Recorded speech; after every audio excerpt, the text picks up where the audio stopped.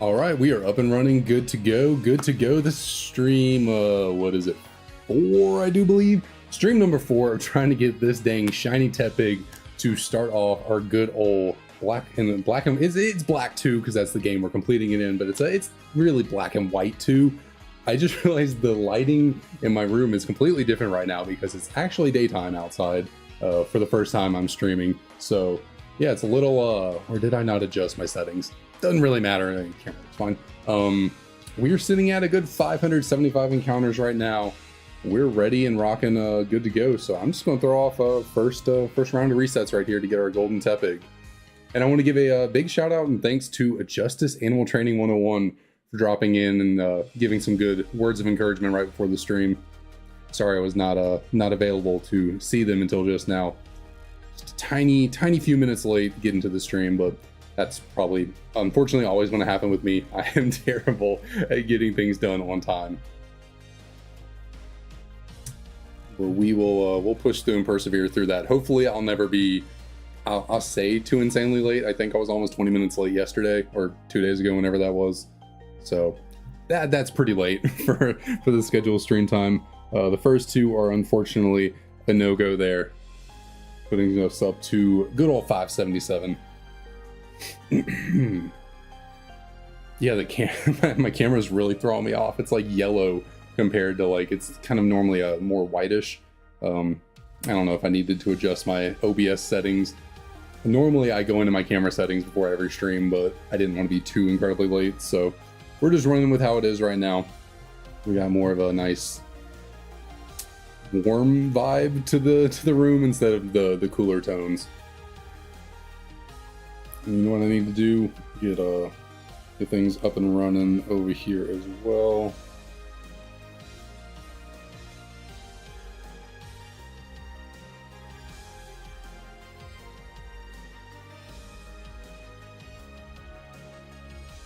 All right, there we go. We are good and going.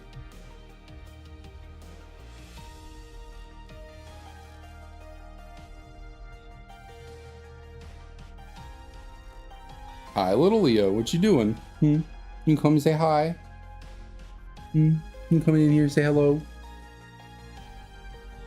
What's your brother doing, huh? What y'all doing out there? He's like, pick me up, you. Do not leave me sitting here on the ground. I want up. Okay, give me just a second, buddy. Let me check these Tepig and then I will grab you real quick. He said, nah, you're taking too long.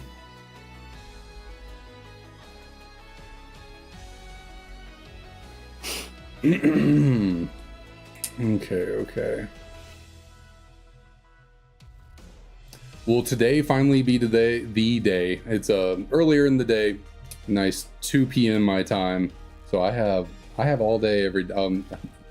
I have most of the day today to stream. I don't know how far I'll actually go, but we could probably knock out a good 300 plus encounters today. I feel like we got about 220 something the other day. And since we have everything really streamlined and ready to go right now, I think we can get 300. I think I can go for that long. I've extended the stream playlist so we have even more songs to listen to while we just sit here and vibe trying to get these shiny golden pigs.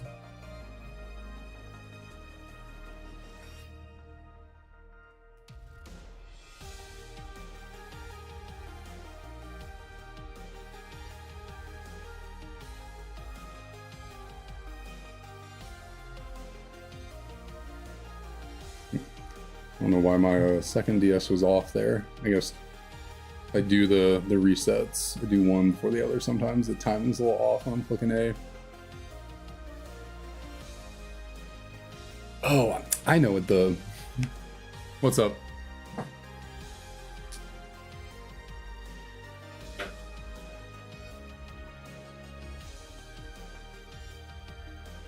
I don't think anyone's here, but I'll be back.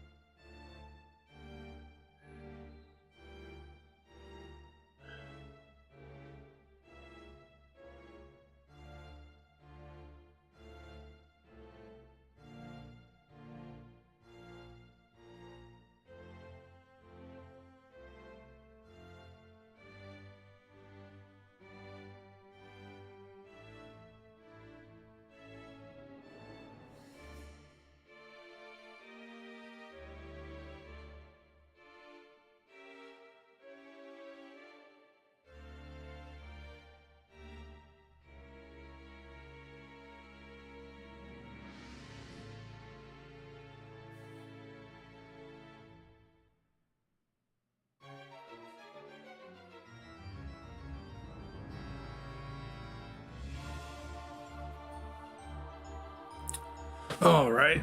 Ugh. Had to disappear there for a second. And of course, my freaking chair wheel is off. I swear. That one broken wheel just has a knack of getting. I always want to keep it in the back because that's where it's the least noticeable on my whatchamacallit, sitting position. It always seems to somehow end up in the front or on the side. And yeah, figured out what was up with my lighting. I thought it was because of streaming during the daytime, but no, I had my room overhead light on. I forgot it's a yellow light, and the rest of them are kind of, you know, white lights and LEDs. So there we go. Now I look more appropriate for what I'm used to. And Ryder is here, assuming his position.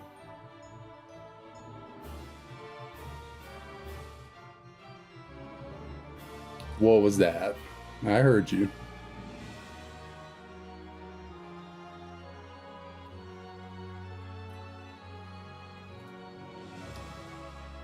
What'd you being grumpy for?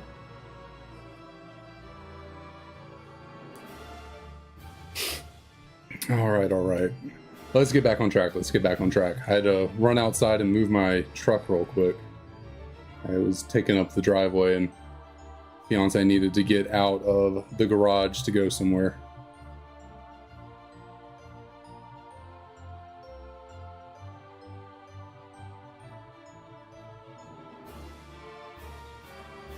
Ryder, when do you think we're going to get the Tepig, huh? What do you think, buddy? Let's see, his birthday... What month is that? 9? Oh, once again, I do the thing where I think she's done talking, but no, she's just giving us a Pokedex. His birthday is 9... What day is his... I'm forgetting my dog's birthday. I feel bad right now. I think it's September 7th, I believe. So, encounter 907. That's in honor of my boy Ryder. We'll get this shiny Tepig on encounter 900. Well, I hope it's earlier than 907. That is ways away, but you know.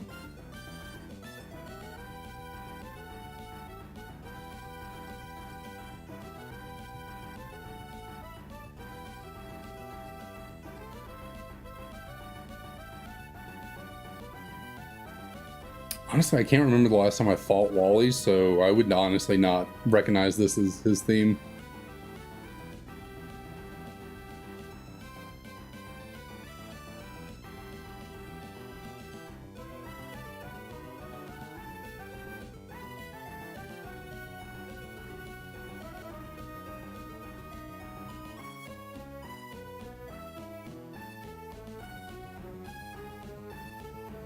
Although that part right there definitely sounds familiar, that little riff. I don't know, whatever.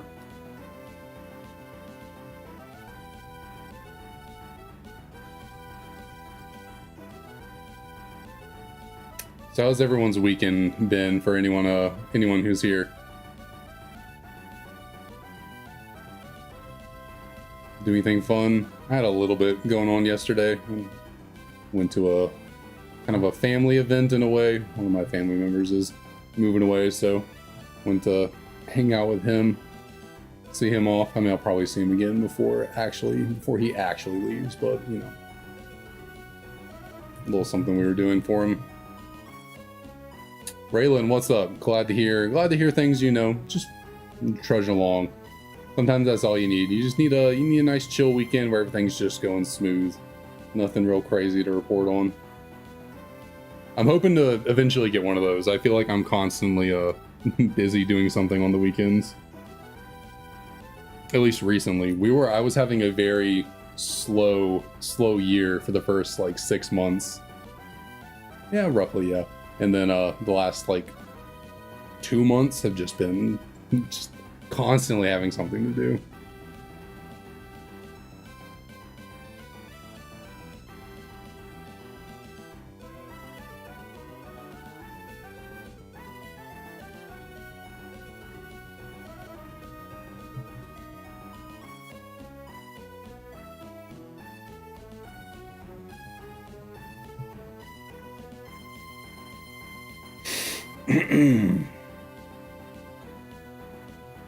Hopefully my voice holds up good.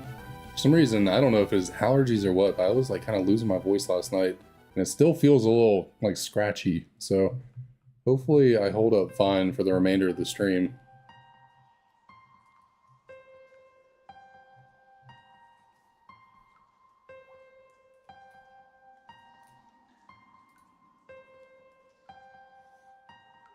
Where'd you run off to, huh? Where'd you go?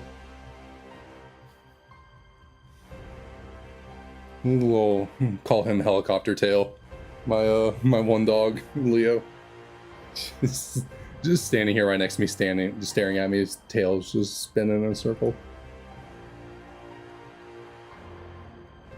Do I need to go close the bedroom door since no one's here to watch you, huh?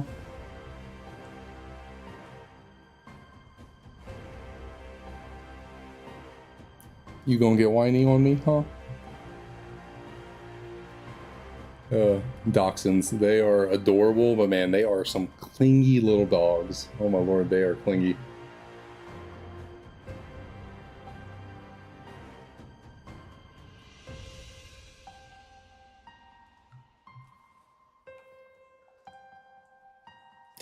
We got 2 female Tepigs that time.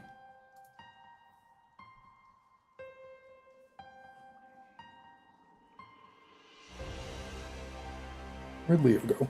Here? No, he's over here.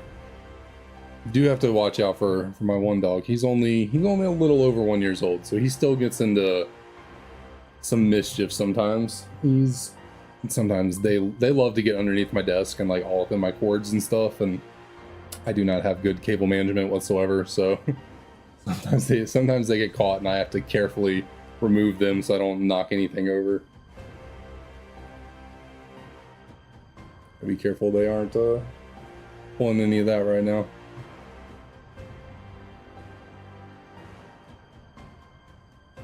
Yep, speaking of, oh, there goes Ryder.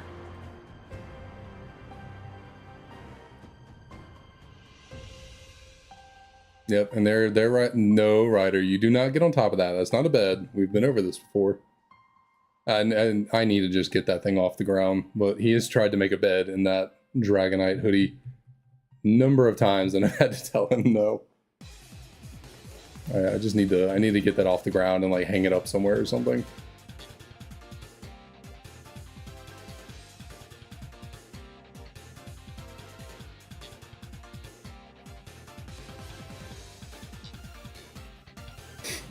All right. Oh man, it is warm today. I love this sweater to death so much, but man, it's hard to wear this thing during this time of year. I need to get more Pokemon related, like short sleeve stuff. All I have that's Pokemon related is this sweater and one hoodie. I need something lighter.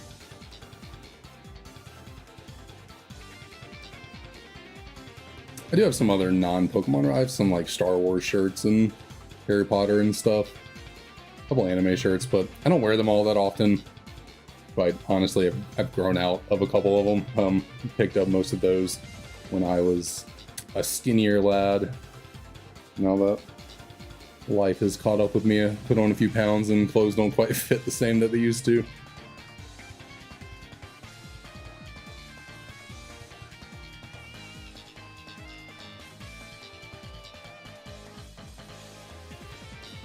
Y'all don't get anything down there, okay? Don't mess anything up. You gotta be good boys.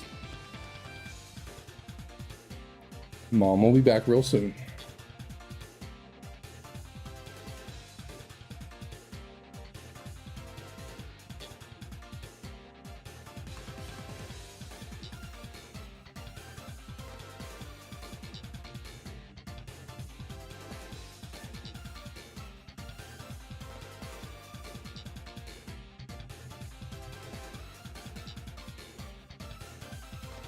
I guess really what I was trying to figure out how to spruce up the stream layout a little bit just to make it a little more appealing.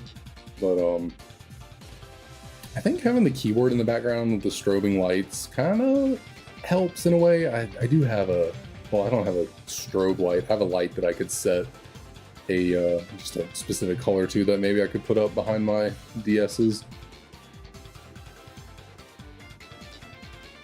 Make the scene a little bit more engaging, but I don't know.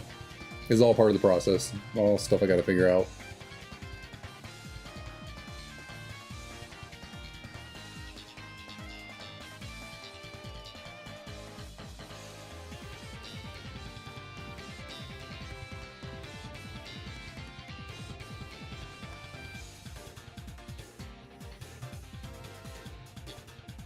Okay, so these two encounters are going to push us over 600, and that would be I mean, any reset is a prime reset to to get the shiny, to be honest.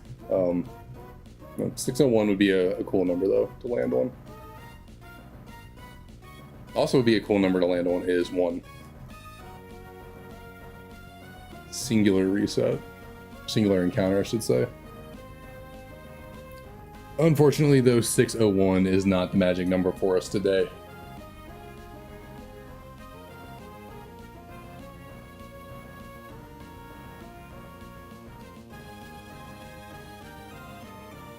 I think this is a song I added today.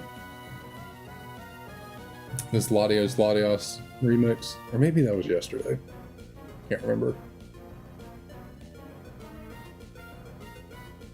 This is definitely a theme I recognize.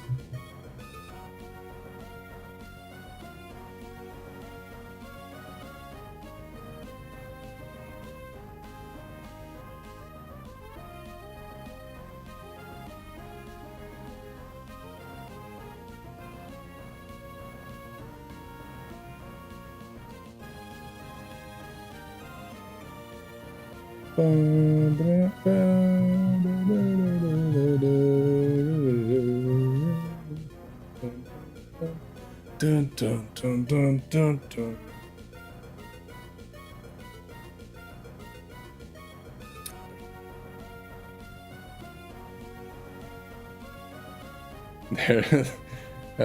There's just a straight up hair. I doubt y'all could see it coming off. There's just a hair. Who knows where it came from? Just twirling down right here above my desk.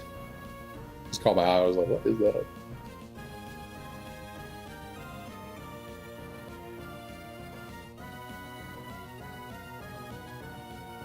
There's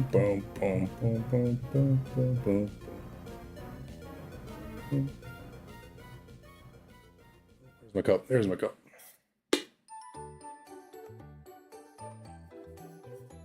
This reminds me, I really need to be using, it's not an official like Yeti or anything. I have one of the cup like this that has Weavile on it. I need to be using that cup when I stream. Just to fit the Pokemon motif aesthetic. I need to go find it. I'm sure it's buried away in the pantry somewhere.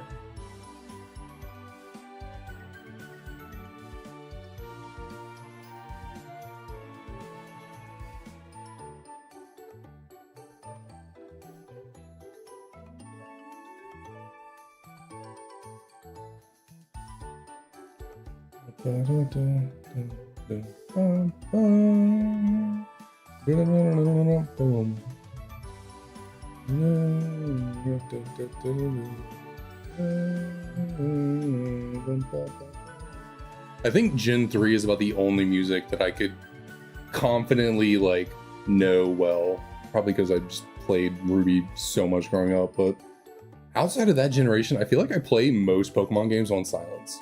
Like I don't actually listen to the game sound when I play most of the time.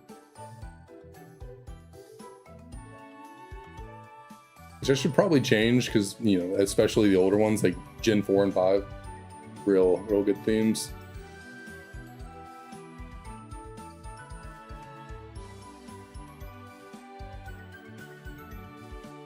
Let's see what we got here. Nothing.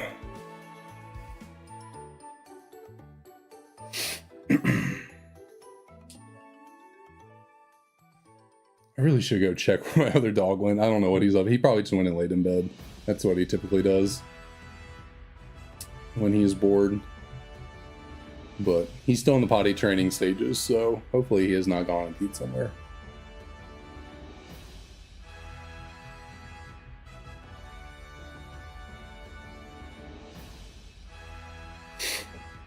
Oh man, I did eat lunch like right before coming on stream, so hopefully I'm not burping too much. That would be unprofessional. Because as we can all tell, this is the picture of professionalism, this stream right here.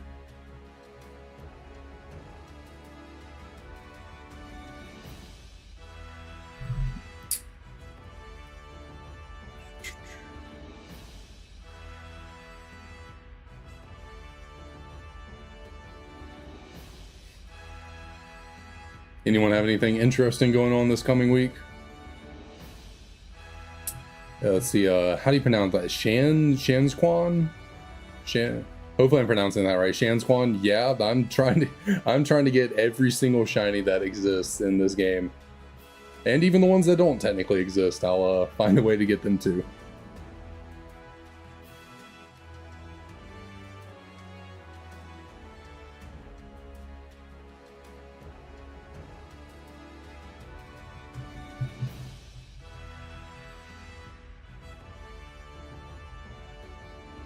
However long it may take, that is the goal, to get not just every single shiny, but like, I mean, every single shiny, but not just like once, like, I'm not explaining this well whatsoever. Let's see. No shinies here. So like, yeah, I'm going for shiny Tepig right now, but because there are 3 Pokemon in Tepig's line, I need to get essentially 3 shiny Tepigs. One to have as a Tepig, one as a Pignite, and one for an Emboar. So quite literally every shiny Pokemon.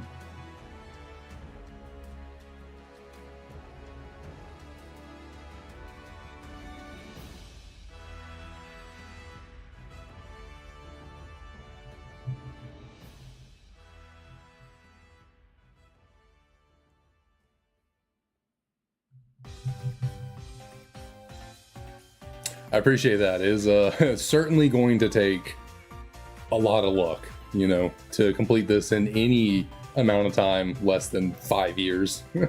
To be honest, it's going to take a lot of luck for sure. Which I hate to say, traditionally I feel like luck is not on my side, but hey, maybe we can break that trend with this here challenge.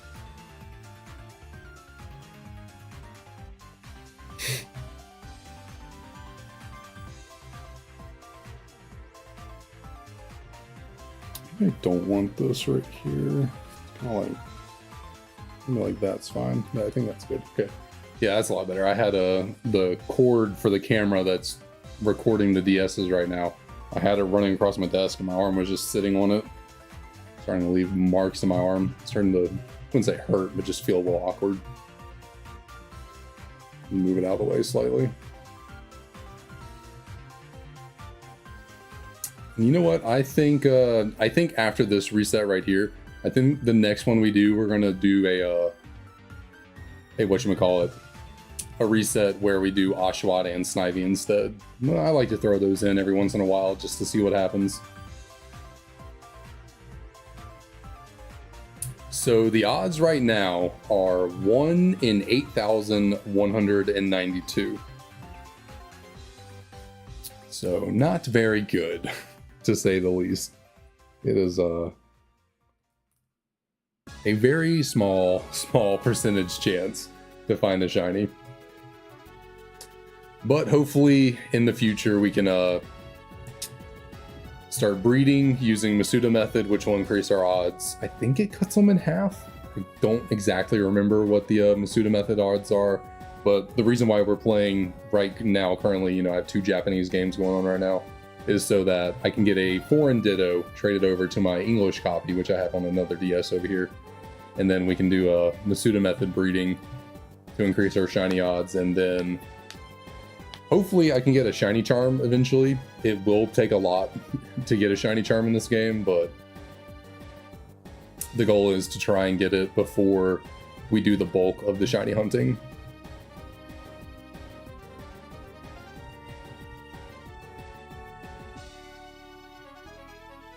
Why was that taking so long on my other screen, on my other DS? Yeah, it's certainly not. I think in this game with the shiny charm, it just like cuts the odds in half, I believe. So if we get shiny charm and Masuda method, I think we should be able. I really can't say. I'd have to look into it. It should increase the odds a good bit though, but it'll still be incredibly rare. But yeah, Clara, unfortunately 498 was not the magic number. We got there. I did some solo encounters to get us to that number. Really worked up the drama, but no luck, no luck. We two non-shinies.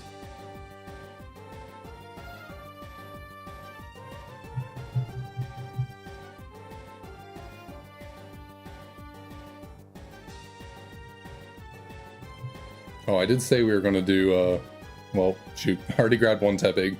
But we'll throw in well, okay, we'll do 2 Tepigs this time, and then the next resets, I'll do the Snivy and Oshawott.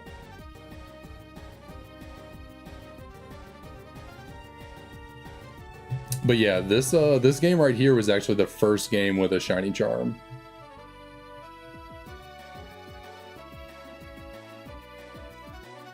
All right, Shans, appreciate you stopping by. Have fun with that.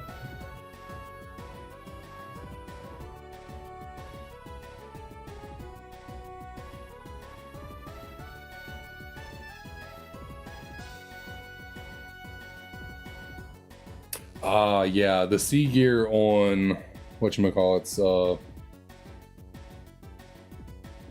on emulators sometimes can be a bit of a boon, whatever the word I'm looking for there is.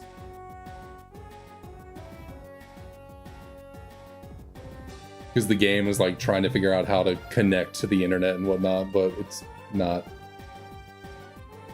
supposed to be doing that through the phone. So let's see, we get one Snivy and one Oshawott encounter right here to see if we can throw a little bit. I don't know where I was going with that. I don't know what I was about to say there.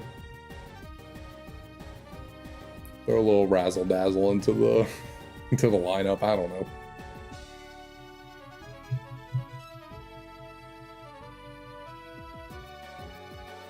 All right, let's see. Oshawott, Snivy. We got any shinies? Nope. I do need to be careful with the Snivy though. I know that Snivy has a very, what's the word?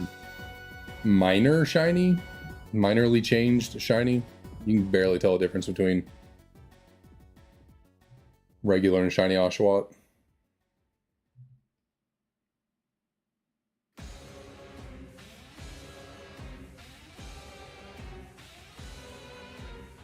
Anyway, I'm gonna be right back in just a second. Gotta go take care of something.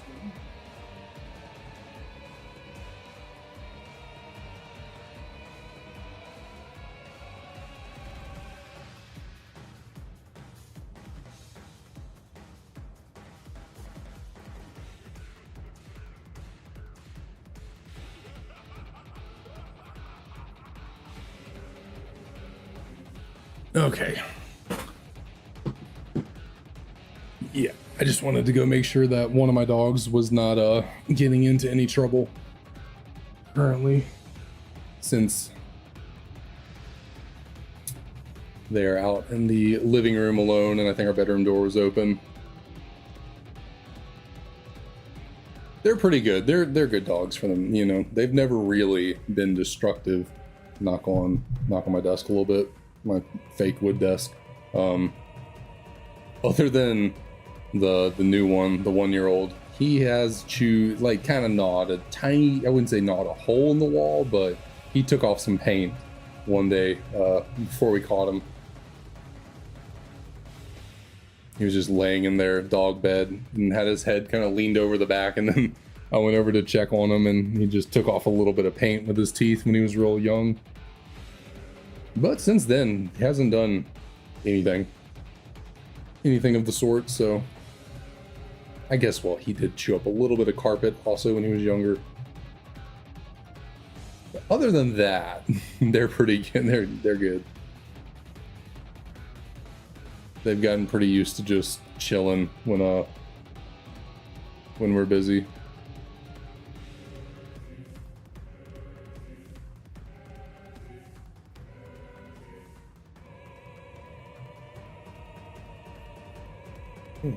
Yeah. Finger.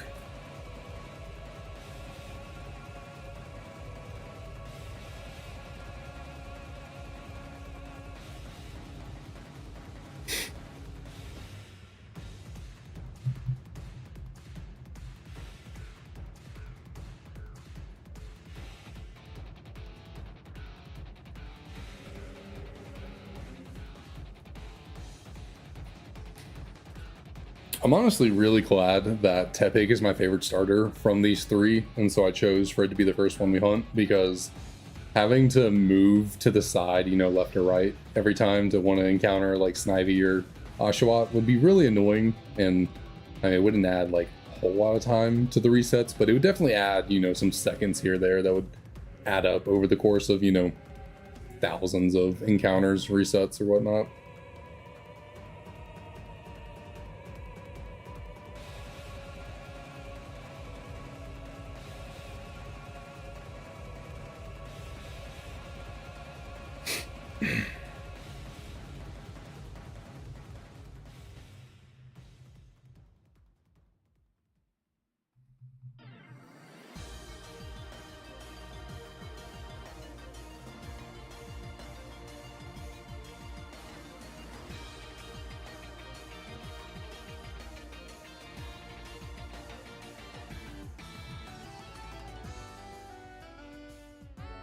I think this is the first time it's been like daylight in the game when I've actually been doing these resets. I think that helps the screen look better. This is a little brighter.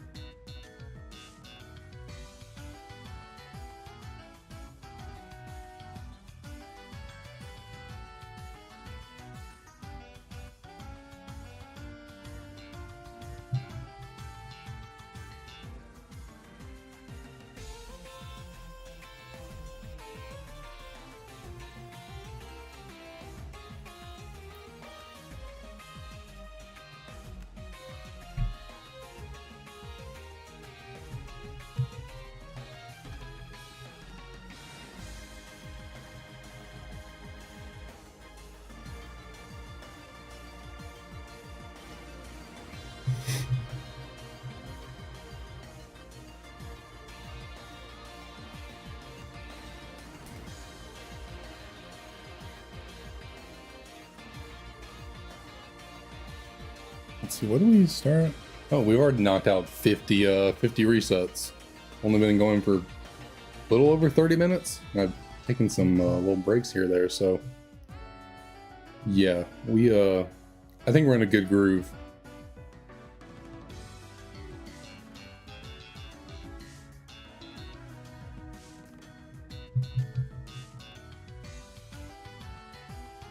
But the question becomes, do I interrupt that good groove and throw some variation into the mix, get another little hunt going on the side, possibly? Probably not. I'm gonna stick with Tepig only for now. Plus, I think the only thing I could really do, I guess I could do resets on another game would be tough to throw in here, but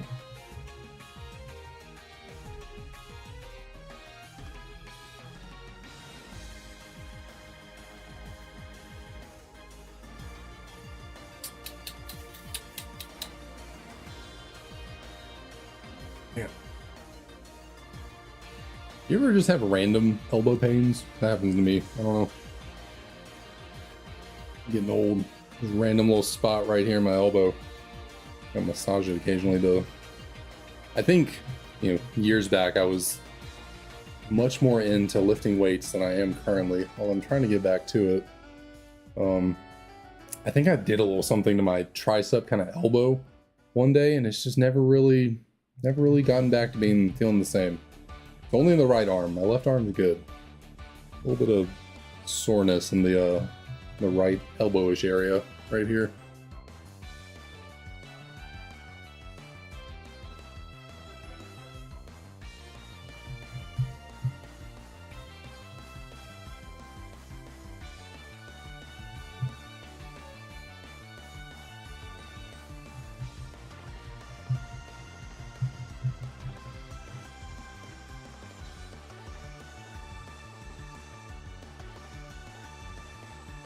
Are you? I don't know what is going on. I was like really off with my timing right there, trying to open up the menu. Okay.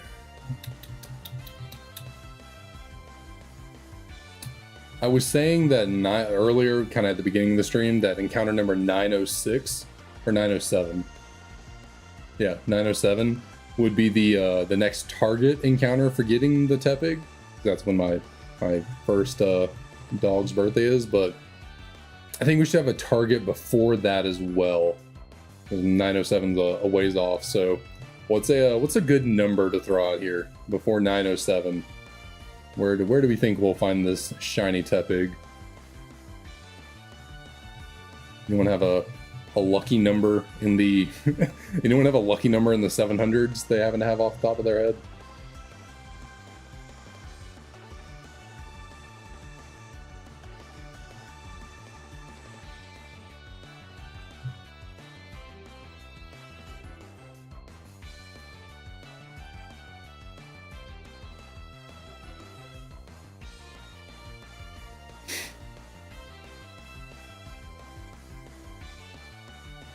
I mean, I guess, well, technically in the 700s, I could say 777, you know. I think that's traditionally a revered. Is that a holy number? I don't know. I won't get into all that. But my fiance's favorite number is the number 7, so I think 7, you know. I'll say 777 is the next target, you know. That'll be the one. If we don't have a shiny Tepig by then, that'll be it for sure, 777.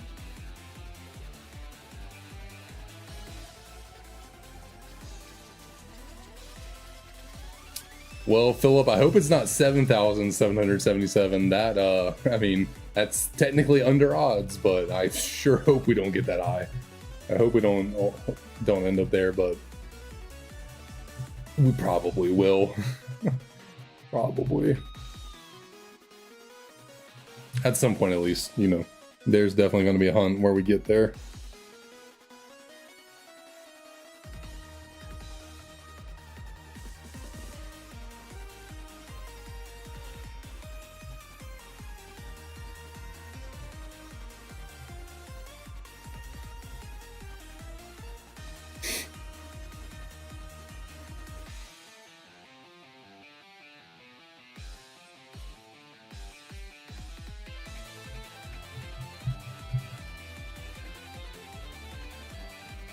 Ooh, excuse me.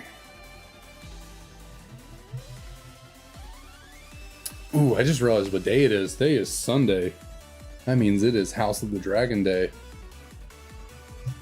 I don't know if anyone else watches that, but I am very, very much looking forward to seeing what happens after last week's episode, because last week's episode was a doozy. Good Lord. That one hit hard.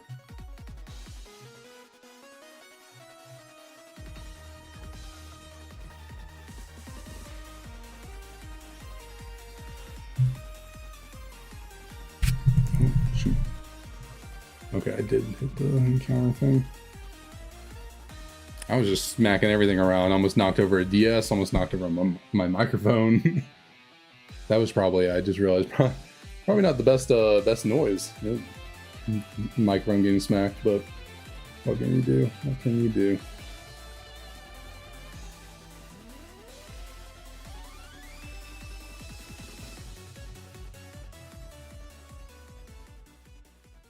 What's up, DK? How's it going? Thanks for dropping back by. Having a good weekend so far?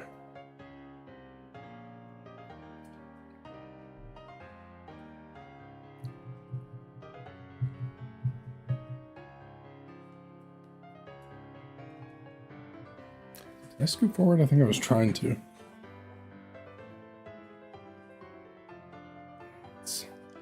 Let's get all comfy here. As comfortable as I can get. I do have, I wouldn't call it slight. I've got decent back problems that I definitely need to figure out at some point soon.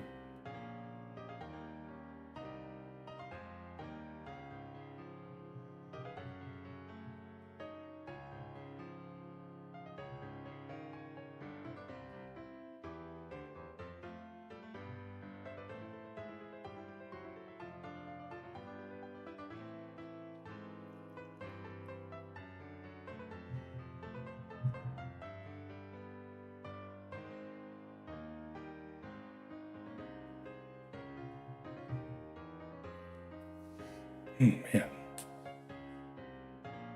Oh, guess I didn't click A on that one.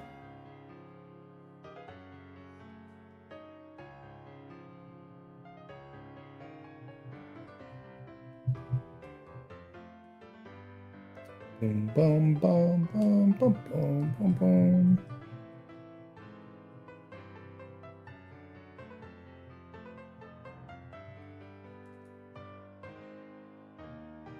Let's see, what do we got?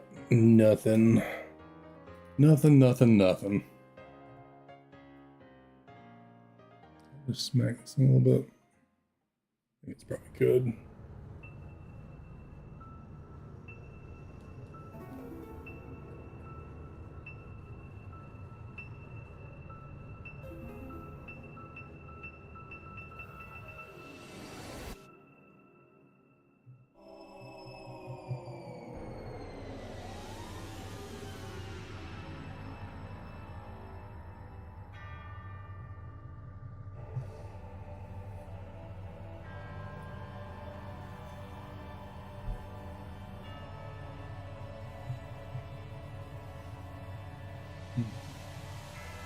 I gotta say, I am not ready to go back to work tomorrow. I mean, I don't have to go anywhere, thankfully. I do work from home, but you know, I put in a good week of work last week after a week of vacation. I think another solid week of vacation would do me good. I was just thinking about that. I was the other day, you know, random shower thoughts. I was like, how sweet would it be if you could work a week, be off a week, work a week, be off a week? You know, it's constantly refreshed. Just like, yeah, after a week of vacation, I'm back to put in some labor and then be on my merry way again.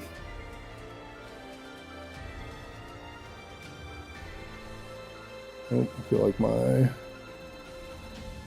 background music's a little too loud for myself.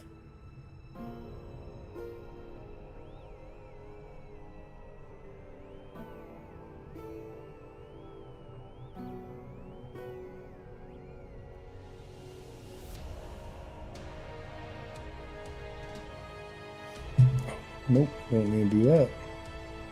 No, I think we're good.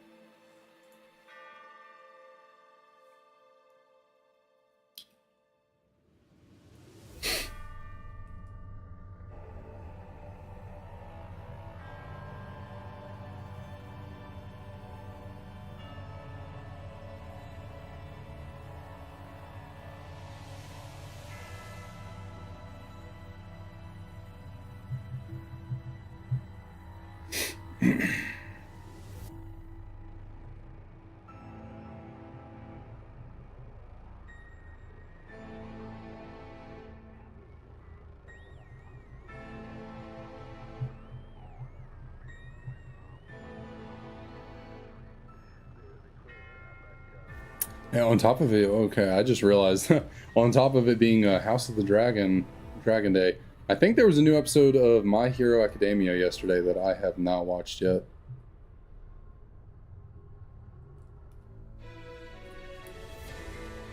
Because I think they didn't have one the week before, but I think there should be a new one out now. Need to go watch that.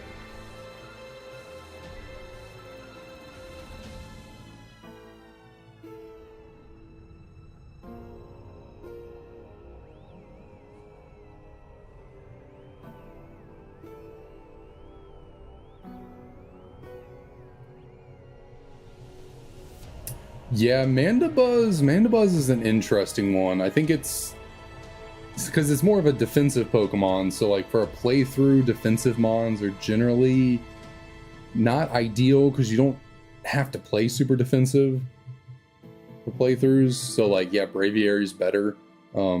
But competitively, Mandibuzz is fun to use.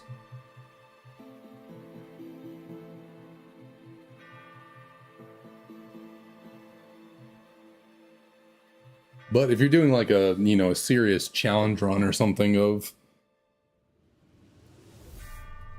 the game, then Mandibuzz can, I mean, you know, having a good defensive pivot can be nice. And I really like how in Black 2, White 2, they realized they made Mandibuzz and Braviary way too late of evolution levels and gave you these special ones early in the game in the desert. And I like that. Not only did they give you special ones in the desert for Mandibuzz and Braviary, they gave you ones with hidden abilities. So like they're 30 levels like under leveled where they should have evolved from, and they have their hidden ability, which is pretty cool.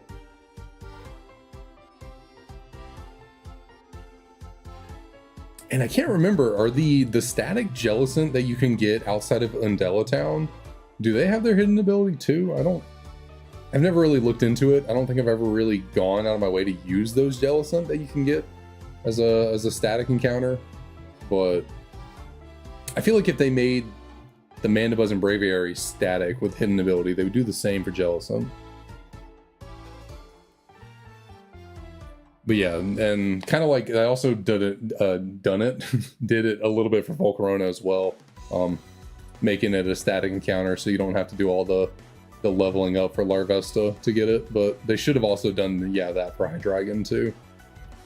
Give you a special. Well, I guess that's the kind of whole point of pseudos though, is to like have to train them up all the way.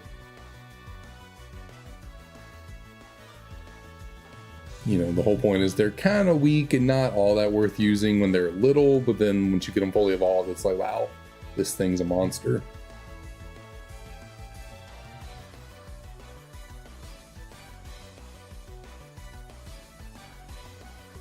I gotcha. Yeah, I think I've consistently used just about every starter from Gen 5.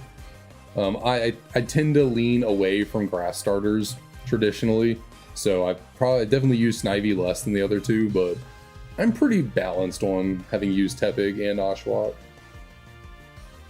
for playthroughs and the like. I have used Snivy, but it's just eh. Unfortunately, without their hidden ability, Snivy and Superior line are just not that great.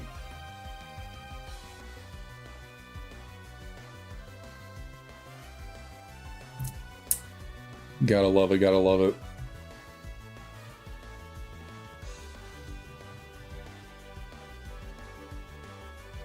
Brit Freeze, what could be worse? Yeah, Snivy really is, like, it's such a weirdly designed Pokemon. Like, they made it bulky and fast with lower HP, offensive stats not that great.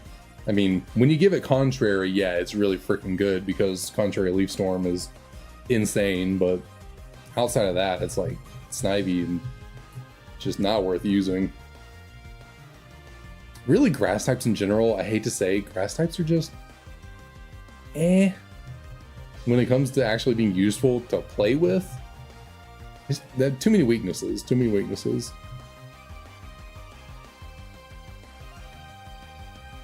No, I mean, you pair grass typing with a good secondary typing, you can make anything good with a good secondary typing, but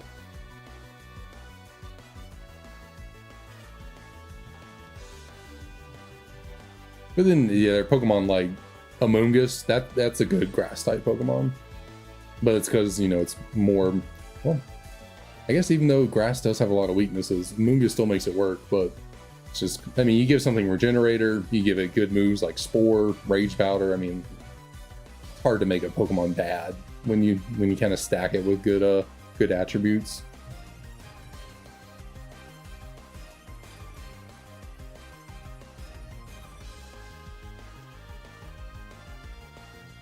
Yeah, it is weird how they decide, like, in certain generations, some Pokemon get secondary, like, some starters get secondary typings and others don't. It's just kind of weird. Like, why in Gen 3 in Hoenn is Sceptile the only one that doesn't get a secondary typing when it evolves? It's kind of odd. You know, Gen 4 did it right. You know, they not only gave everything a secondary typing, they balanced out the secondary typings to work in their favor.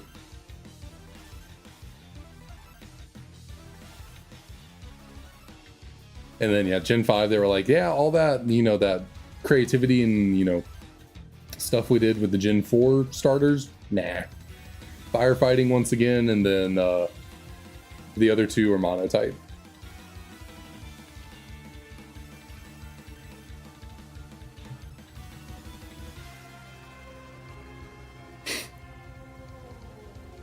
But even with secondary types, the Gen 6 starters still, other than Greninja, did not really hit.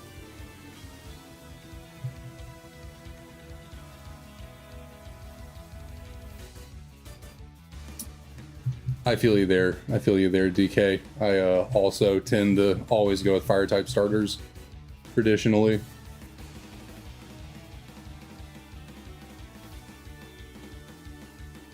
I do try to switch it up and use every starter at least once, but yeah. Fire type is how I almost, anytime I play a game for the first time, I go with the fire starter. I think Sword and Shield was actually the first time I didn't, which is weird because I was team Scorbunny, Cinderace all the way until right before choosing a starter. For some reason, I went with Grookey. The only time I think I've ever gone with the grass starter the first time. I don't know, I just felt like changing it up for some reason. But Rillaboom's cool, so not too big of a deal. Let's get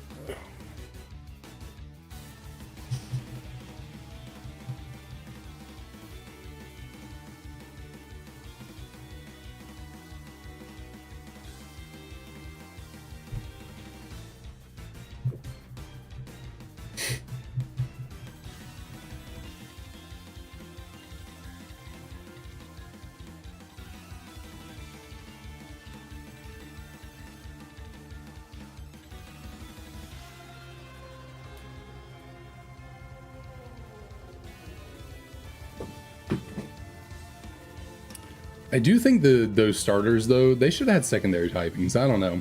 I just feel like they should. It was kind of weird. In the same way that Gen 2 starters kind of feel a little flat without the secondary typings, I think Gen 7 also. I mean, they balanced it out by giving Cinderace and Rillaboom really good kind of signature ability in moves. I mean, Libero's not really is the signature ability, but at the same time, it's like, it's just Protean. And then Grassy Surge isn't Rillaboom's signature. I mean, he shares it with what? Is Tapu Bulu the only Pokemon that gets Grassy Surge? I was about to do a reset for some reason. I don't know why. And then poor Inteleon. They were like, yeah, we're going to give Cinderace the broken ability. We're going to give Rillaboom a really good ability with a move that makes it broken. And then Inteleon's just chilling here like, what do I get, guys? They're like, nothing. You just get to be the James Bond. That's your thing.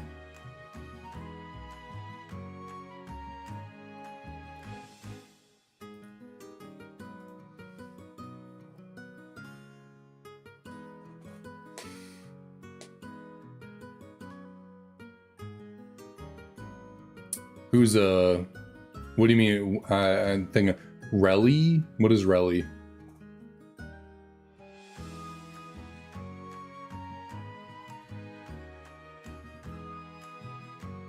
But yeah, essentially Selena, that was their thing. They were like, Inteleon gets a gun. That's their boost. Oh, you meant Rilla. Okay, gotcha. Yeah, Rillaboom's really good and competitive, for sure. They gave it a lot of tools. You know, it has Fake Out, which VGC players love. Grassy Glide was so freaking broken they had to nerf it going into Gen 9.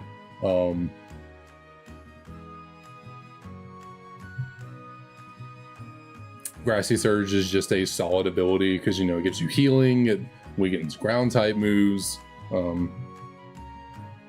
yeah, makes Grassy Glide freaking priority. Gets U-turn, so you know can pivot. Yeah, Rillaboom's a really solid Pokemon.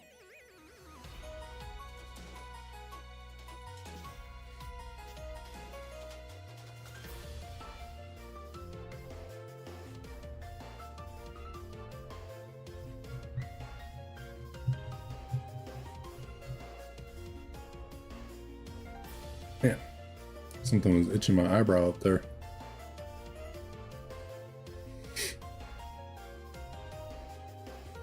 What are we looking at? I think we, yeah, stream's looking real good.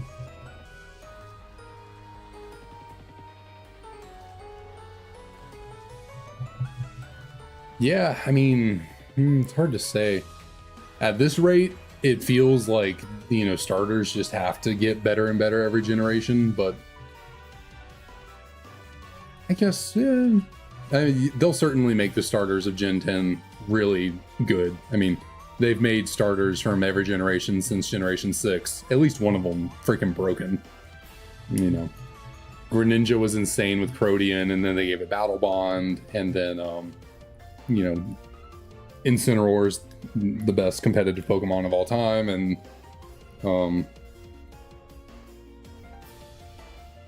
yeah, the Gen 8 starters, Cinderace and Rillaboom, are both pretty solid, and then you get Meowscarada in Gen 9, which has Protean again, which you give anything Protean, it's a solid Pokemon, and Skeledirge is pretty good. You know, I don't think it's quite as good in singles as I'm not competitive mastermind by any means. Just go off of what I hear, but Skeledirge is really good in Pokerogue. I can tell you that. I've played Pokerogue a good bit when it was. I mean, I think it's still pretty popular for some people, but I've stopped playing it. But you know, Torch Song with a really thick Ghost type, and Fire type's a good offensive stab, and I mean, Fire Ghost is just a good combo offensive stab. So yeah, they'll probably one up themselves and make all three starters absolutely broken in the next generation.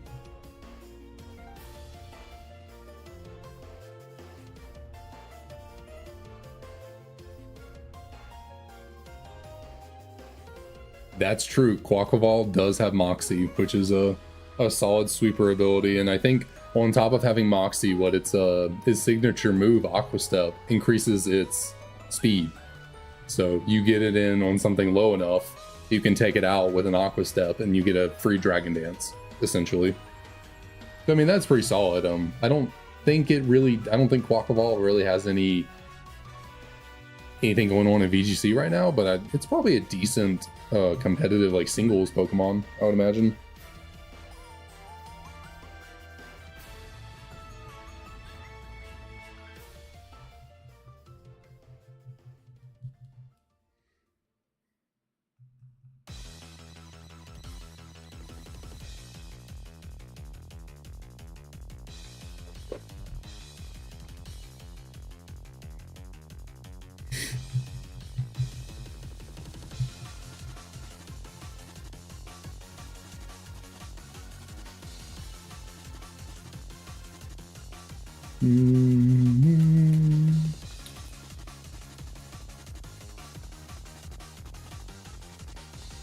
All right.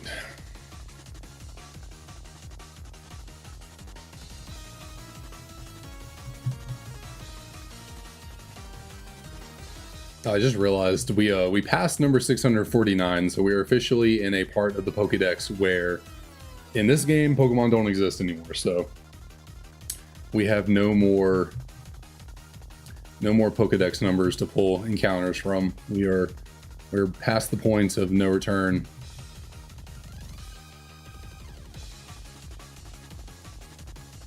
I probably should have done something for, you know, encounter 649, been all like, okay, can we get the number, the Pokédex number? You know, do a little something there, but oh well. Yeah, we are right at the 666 is luckily not the shiny. I feel like that would be a bad omen for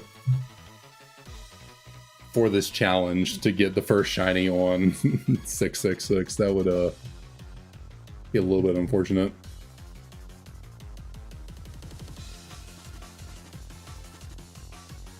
Yeah, we got no more Pokemon in the Pokedex to pull from in these games, at least. It's interesting. I mean, they definitely didn't intentionally design any Pokemon for the number 666.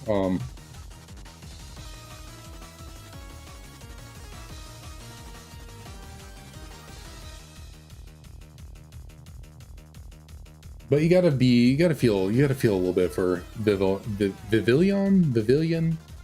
I don't know how you pronounce that. Vivian.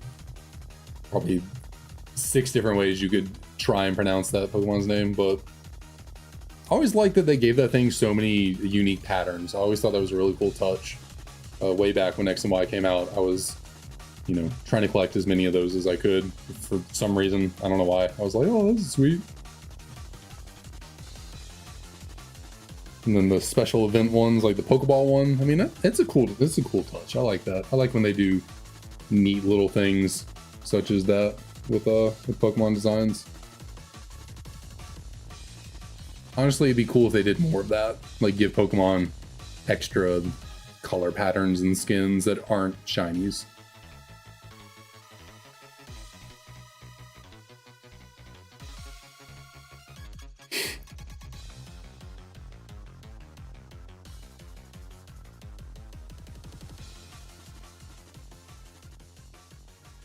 Yeah, like Spinda, you know. It's really, I mean, when you think about it, like if you catch a shiny Spinda, which we will have to do for this challenge, likely that shiny Spinda is the only shiny Spinda that anyone has ever caught of that pattern. Because there's what, millions upon millions of shiny Spinda or of Spinda patterns in general. And then, you know, you add on the rarity of shinies. So like you catch a shiny Spinda, that's likely the only shiny Spinda of that pattern that exists. Obviously, you know, it's not impossible for someone else to have already found it, but very unlikely.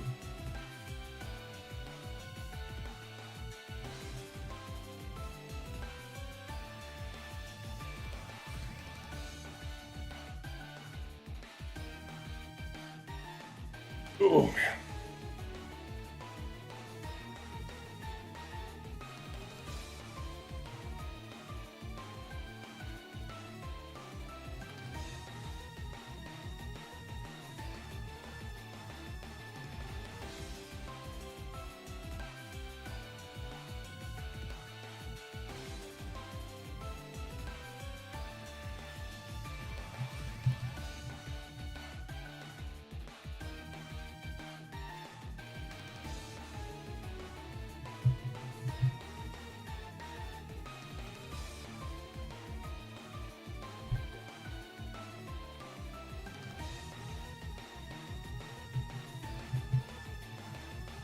I think it'd be really cool to get a bald shiny Spinda. That'd be pretty neat. You get the Spinda that has no spots on its upper body. You just got the little like green patch at the bottom that every Spinda has, or it's brown on normal Spinda, but green in the shiny. I think that'd be pretty cool to get the shiny Spinda that's bald. That would be that would be a crazy challenge. I tried to catch every shiny Spinda out there. I don't think it's even remotely possible to do it. I mean, you could probably do it with bots and scripts and, you know, programming, playing thousands of emulators at a time, shiny hunting Spindas or something, but, you know, realistically for a real person to do it, I don't think it's possible at all to catch every shiny Spinda out there.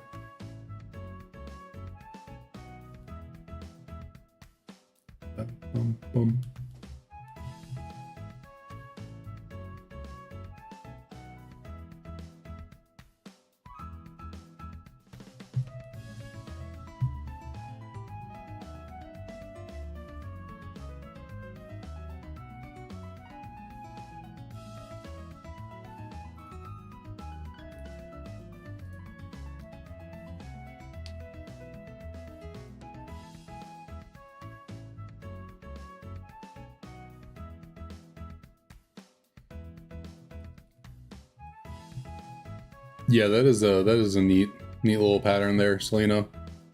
That'd be fun. Just a little blush and spinda. Just so embarrassed. I don't know where I was going with that.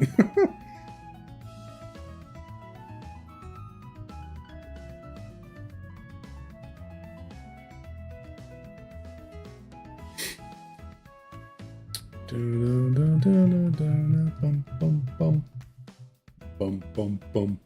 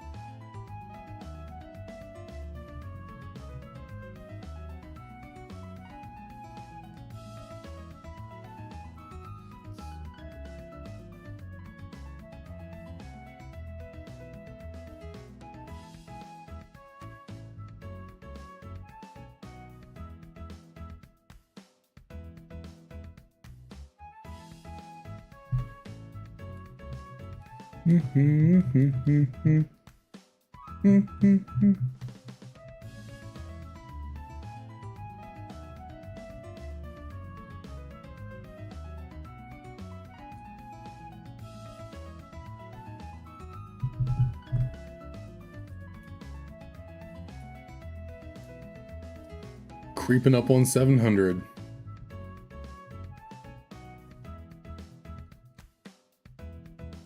See, I think, yeah, I think for encounter 700, we are. I'm gonna slow that down, and we're gonna do one encounter at a time to get there. So we are currently on a odd number progression. And you know what? Also, when we get to encounter number 700, I'm gonna switch things up. I'm going to, whatchamacallit, I'm gonna not reset the encounters, but I'm gonna put us on a even number path. I don't know why. Just well, I guess that takes us off the route to 777, which I said I would make the so never mind. Okay, during 700 we'll stick with the odd number increases, but when we get to 800, I'll switch over to even number increases. For what reason? Just for fun. For shits and giggles. Hopefully when we get to encounter number 700, we'll have a good, intense, kind of hyped theme going on. Sure, I could always grab one and start playing it, but I don't know. I don't want to throw off the stream playlist kind of order that they have going on right now.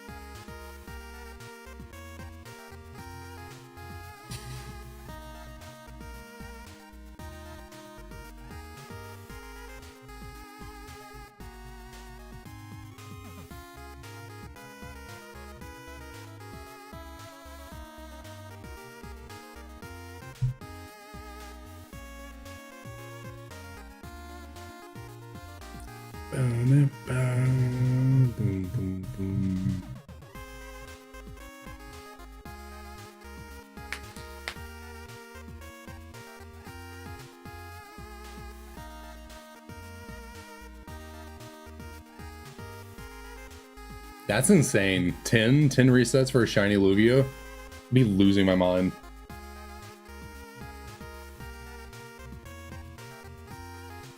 I don't remember exactly, but I'm sure, you know, back when X and Y came out and I was doing a lot of shiny hunting back then, I think the quickest shiny I probably ever got was within, I would say, at least 30 encounters. And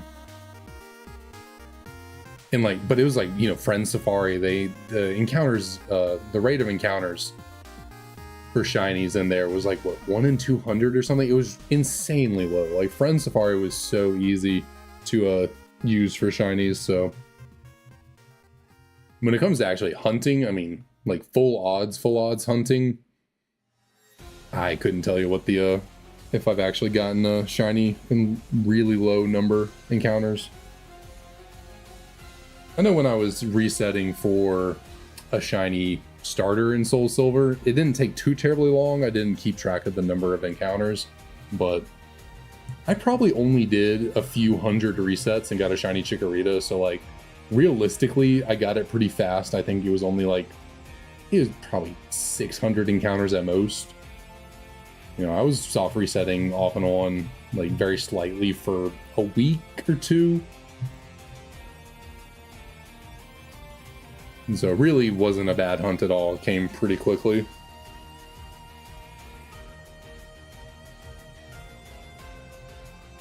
I guess I still have that shiny, so should I be cheeky and keep that shiny as one of the shinies for this challenge? I mean, I didn't technically go and catch it for this challenge, but I do have it. It is a shiny I own in my possession that I could actually transfer over to this game. I know technically in the description of these live streams I say I'm hunting every single one of these, so it kind of be a lie, because I mean, I did hunt that one, but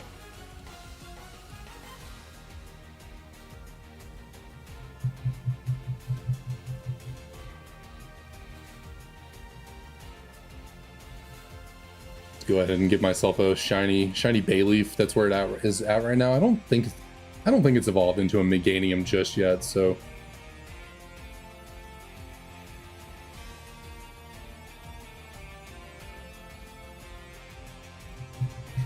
couldn't you just hunt for all stars at the same time? Then yeah, I mean, I certainly could. Instead of just hunting for Tepig right now, I could do one of each. I don't know, I'm just trying to get the Tepig at the moment. I don't know if I'll soft reset for the other two just yet. I think likely what I'll do is, you know, if I get the shiny Tepig in one of these 2 Japanese games, I'll transfer it over to my English copy. And then if I ever decide I want a soft reset for either Oshawott or Snivy, I'll use these Japanese games to do that. And then keep the my English Black Tooth cartridge just going forward. Not doing any more starter resets for that in that copy. But right now I just purely want Tepig. And we'll worry about the other 2 later.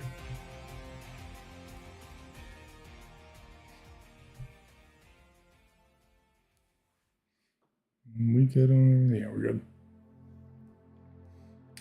But yeah, even with my shiny Bayleaf I currently have in Soul Silver, yeah, I still have to get a Chikorita and Meganium still. So I will have to either breed that Bayleaf I currently have or do more soft resets in Soul Silver to get them. Which certainly at some point I do plan on doing soft resets in Soul Silver to get some kind of shiny starter.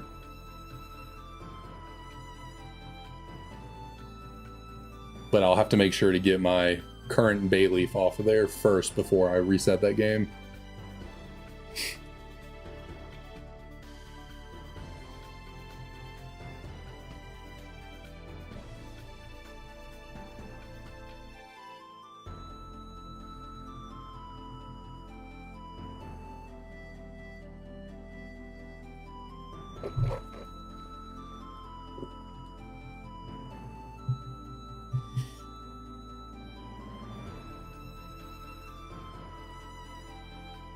Have I been adding my encounters to the counter thing? I can't remember. I feel like I've forgotten for some reason. I feel like I would expect the number to be higher right now based on the rate I'm going. I've been doing... Were there like two resets that I did where I didn't increase the counter? Or am I just doing it so automatically I'm forgetting that I actually did it?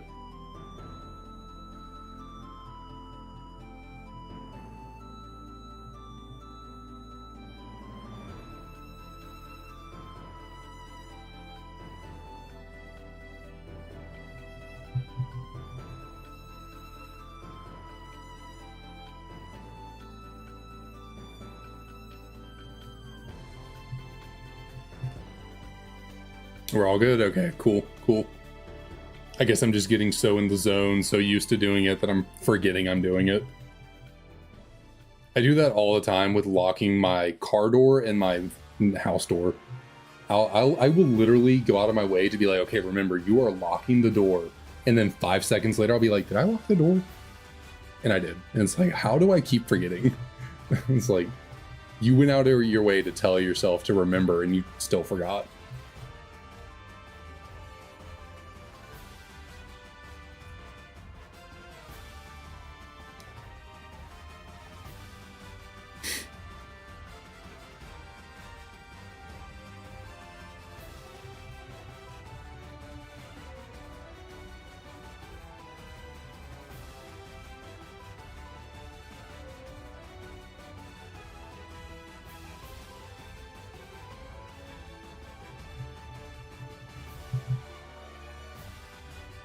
Yeah, probably, for sure.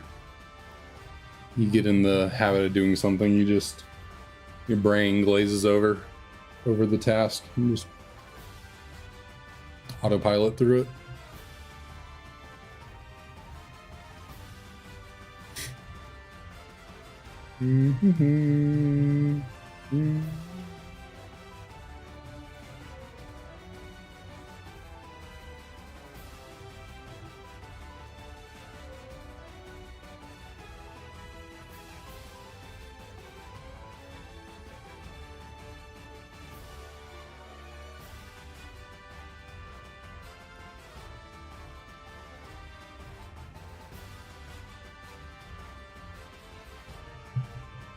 Oh, you have a bunny? That's adorable. I can't. When I'm growing up, we had a pet rabbit. Obviously, I was very young, and it was not my decision to get that rabbit. Kind of growing up though, looking back on it, I hope that rabbit was like happy and okay, because I think we just kind of left it in a not the biggest crate in the world. Again, I was like 5, so I really had no say in what was going on with that rabbit, but I do think eventually my parents were like, okay, maybe this isn't the life for a rabbit, for a bunny, and let it into the wild. But then again, it was probably a little domesticated, and looking back on it, I feel a little bad. Like, that maybe was not the most responsible way to have a pet rabbit.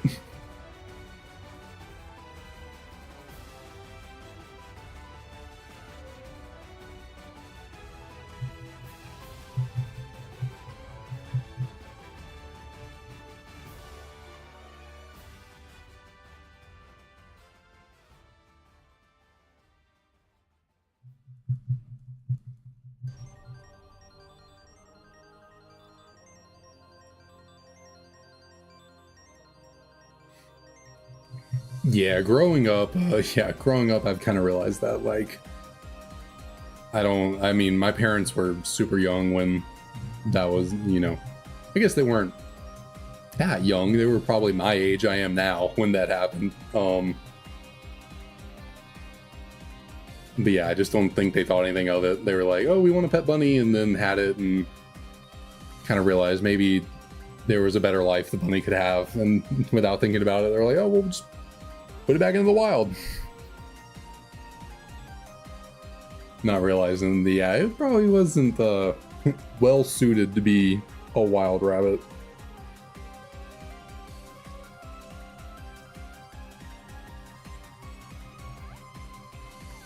Although you never know. My one of my neighbors growing up, after this event, they got a couple pet bunnies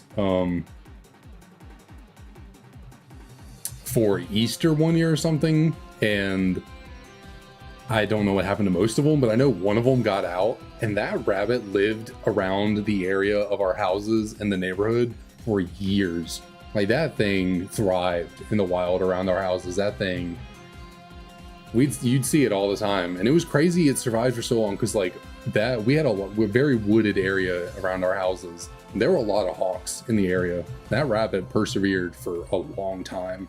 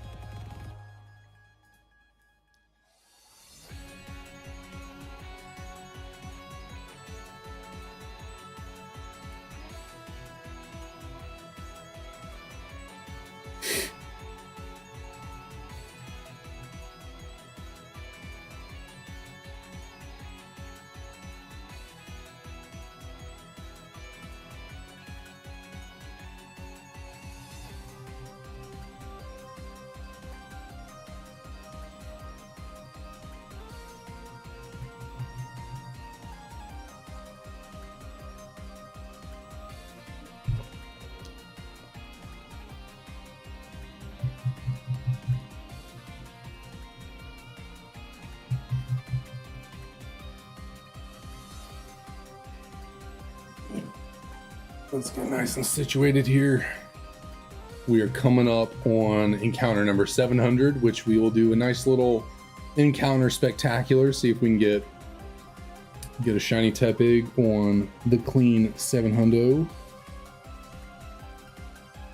Sometimes I say things and I'm like, that was really lame, wasn't it? You probably shouldn't have said. But right here, we're gonna do, what do y'all think? Should we do black 2 or white 2? Left or right? Which one should be the 700th encounter? See if we can get a shiny Tepig.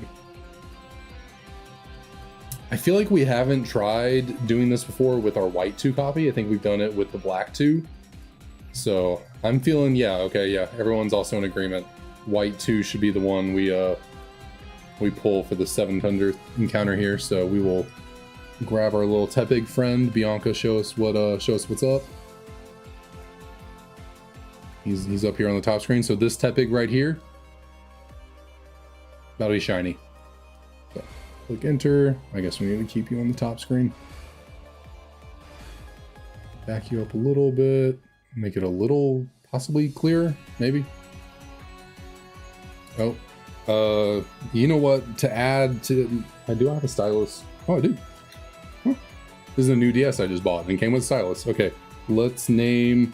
Oh, it's a female. Okay. Well, it still works. We can go with oh, actually, that is a really short amount of characters for a name. I was going to go Crispy Bacon for the nickname, but we can just go with Bacon. Why not? Actually, how do I go back? Where's the back? Just B. B. There we go. And I forgot the A. Bacon. There we go. All right. So, yes, we have our bacon. I probably actually should have just named it Crispy. It's a little more creative than just bacon, but here we go. Encounter number 700 on our copy of Japanese White 2. Do we have a shiny Tepig? Darn. We do not, unfortunately. Well, we will reset you real quick and let's check out Black 2. Let's see what we got over here. Also, in hindsight, maybe I shouldn't be naming the Tepig after food, because it's implying that the Tepig will be, you know, for food. So maybe I should come up with a better nickname that isn't so grim.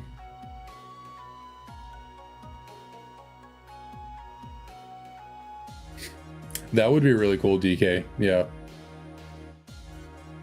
I was honestly surprised that the main protagonist from Black and White 1 isn't in this game normally. I think there's like there's a way to experience something. It's either like a cutscene or maybe you encounter the protagonist from the first games, but I think you have to. It's some kind of special event or something. It's not. It's not just like a part of the main game. Well, let's see. We'll pull up Black 2 right here. We got a shiny Tepig one, 701. Nope.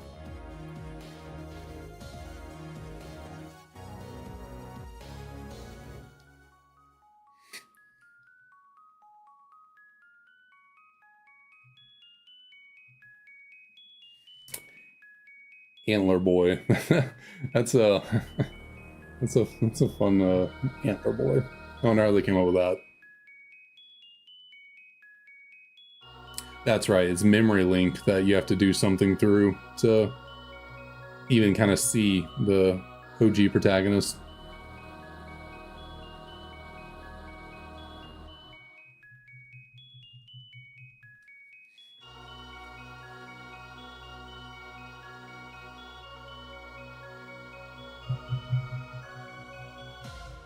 But yeah, I mean, I guess people would have said like, "Oh, you're just ripping off Red in the Gen 2 games." If you made, you know, Hilda, Hilbert secret bosses in these games, but who cares? I mean, go with the cool throwback. Make the protagonist from the previous games. I gotta do 2 more encounters there.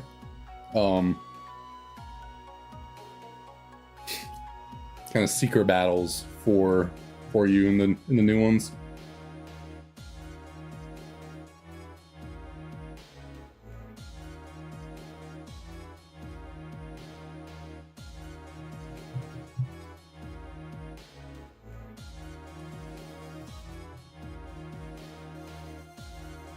Yeah, I mean, I guess maybe the idea is that like Hilda and Hilbert went off to another region or something looking for N, and that's why they're not in Unova during these games. But then like N comes back, so I don't know.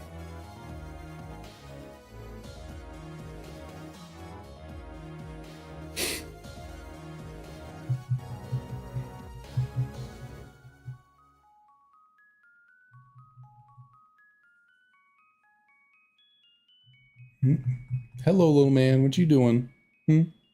What's up? You good?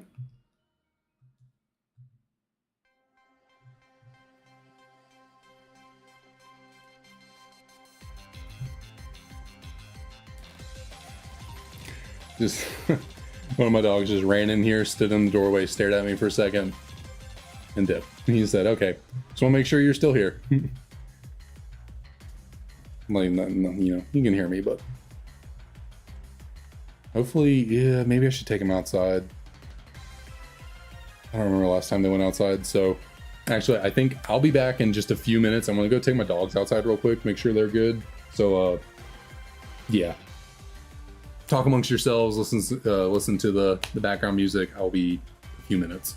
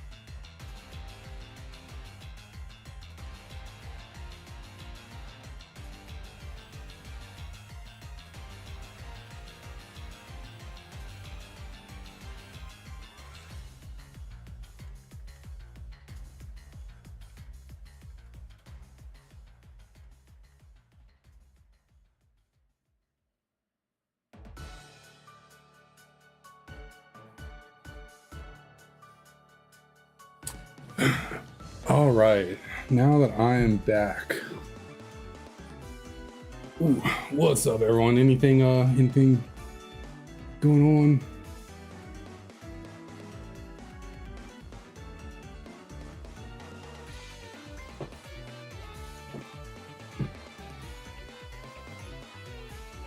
But yeah, jumping in on your conversation there, it is a little weird in Pokemon games.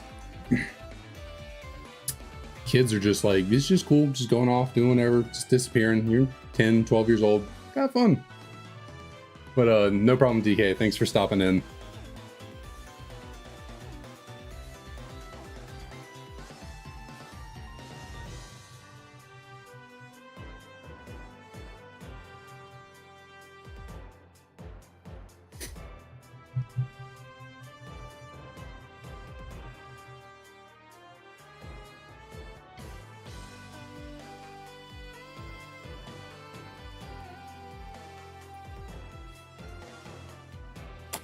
Real quick, I'm gonna adjust my chair.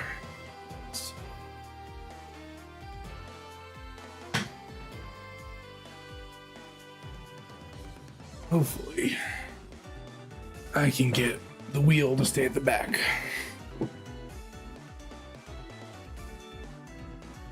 Okay. Yeah, I should be, yeah, I'll still be around in like 30 minutes.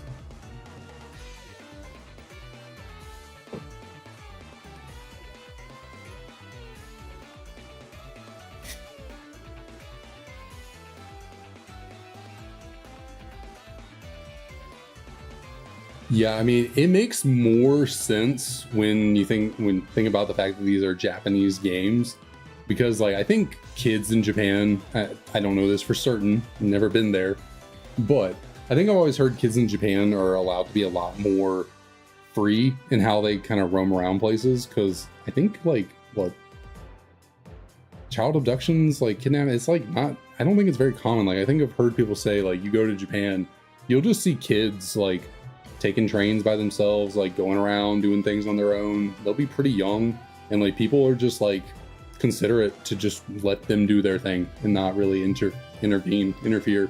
So I think it kind of makes sense more so since these are Japanese games. It's like maybe in their culture it's like, yeah, 10 years old, you are pretty old enough to just kind of go do things and be trusted to handle stuff on your own. Maybe. Again, I'm not, this is all like speculation, what I've heard about stuff over the years, but certainly no expert on Japanese culture and what goes on over there.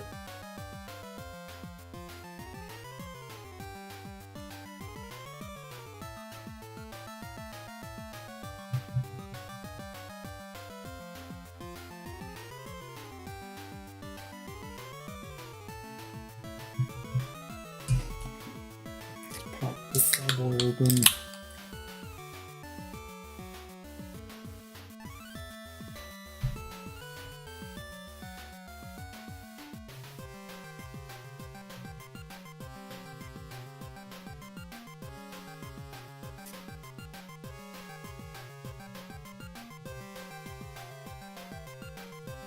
Yeah, it is nice, you know, it'd be nice to be able, well, it'd be hard. It's hard for children really in America, especially like kind of where I live, you know.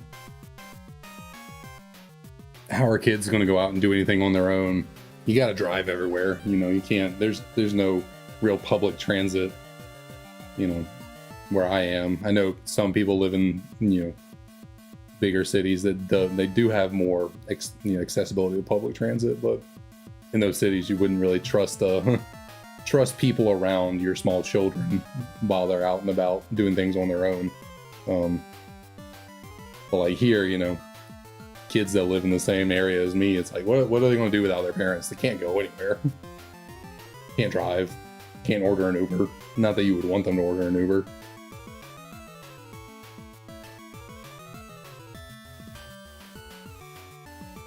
Like, yeah, maybe they could bike, but also like biking to do things around where I am, it's kind of difficult too. Like there's a pretty busy kind of highway-ish, you know, there's the main road. So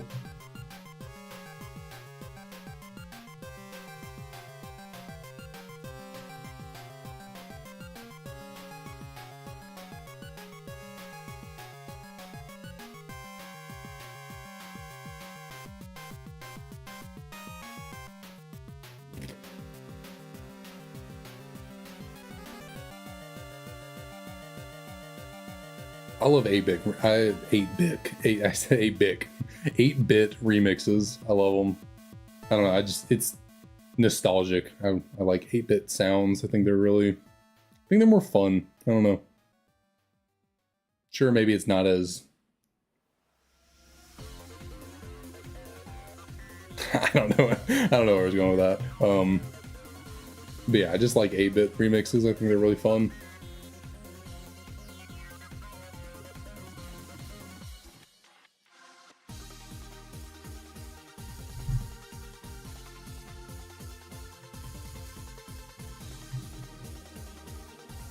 Oh, I thought I was pressing B.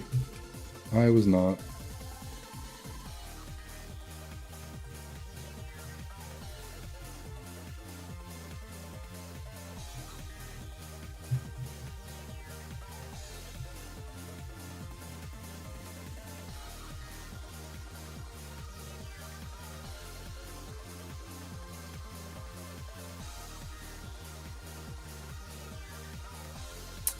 What's up, Mason? How's it going? Thanks for dropping on in.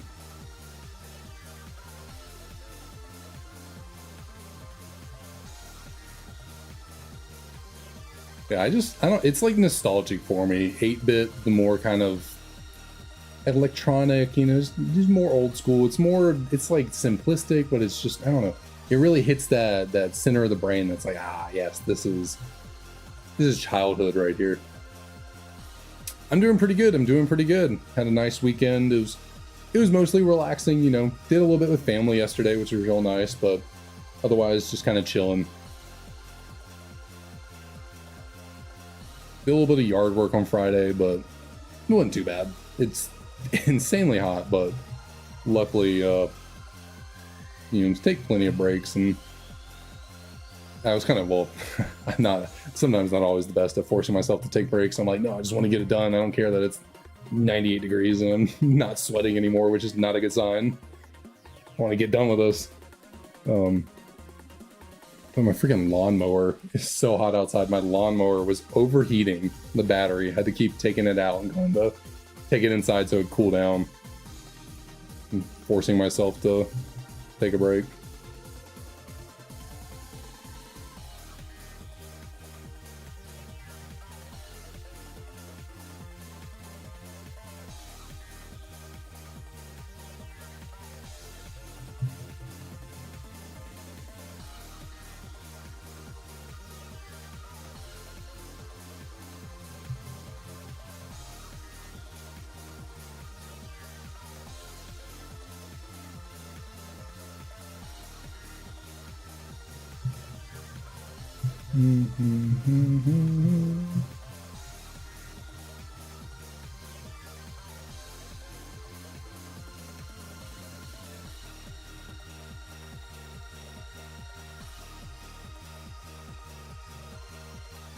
What do we got? Nothing. Once more.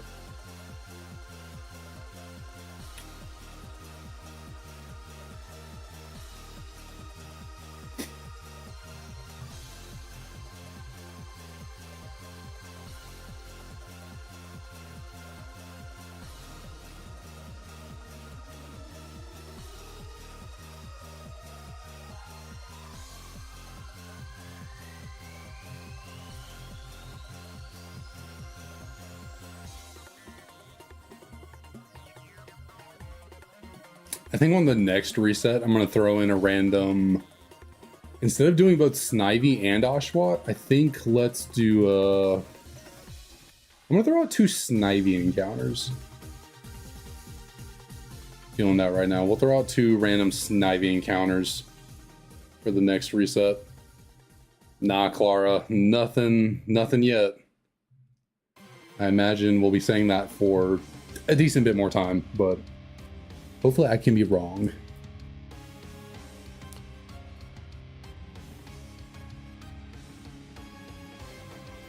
Hopefully the stars will align. Sometimes I just cannot speak. Hopefully the stars will align and we can pull off that encounter number 777, Shiny Tepig. Yeah, right here. I'm gonna go with 2 Snivy encounters. see what we get. See if we can pull out a random little shiny snake. I mean, Snivy's a snake, but it like stands on legs and has arms. So like, what do you really classify Snivy as? Like, what is this thing? A mutant snake? Something. Okay, anyways, little mutant snake, can you be slightly darker green? Can you go from forest green to is forest green already a dark green? Curvy lizard is definitely one way to put it. Yeah, not entirely wrong, are you? Let's see, Snivy the curvy lizard. What do you got for me? Honestly, its shiny is so not different from the regular. I'm having to like sit here. Pretty sure those aren't shiny.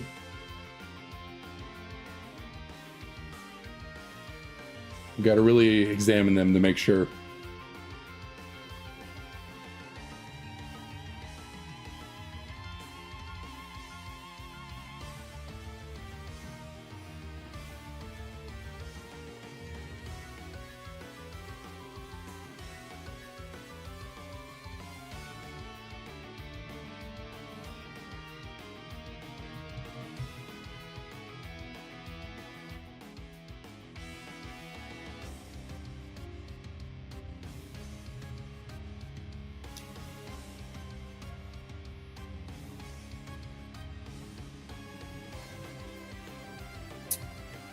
Man, I swear, Dr. Pepper Zero, especially this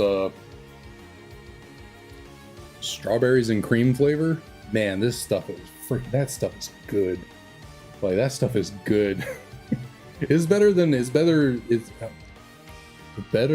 I don't know what was going on with my English right there, but it is better than most regular sodas. That stuff is, I don't know what they put in there, but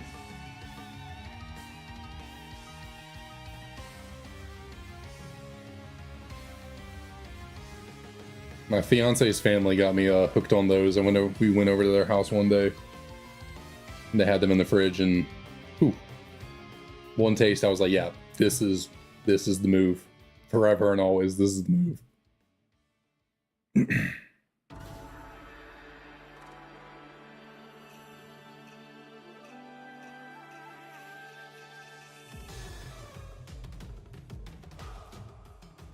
Yeah, luckily it's just me and my fiance in our house, and she's not a big soda person, diet or regular, so they're all mine. I don't gotta compete with anyone for them.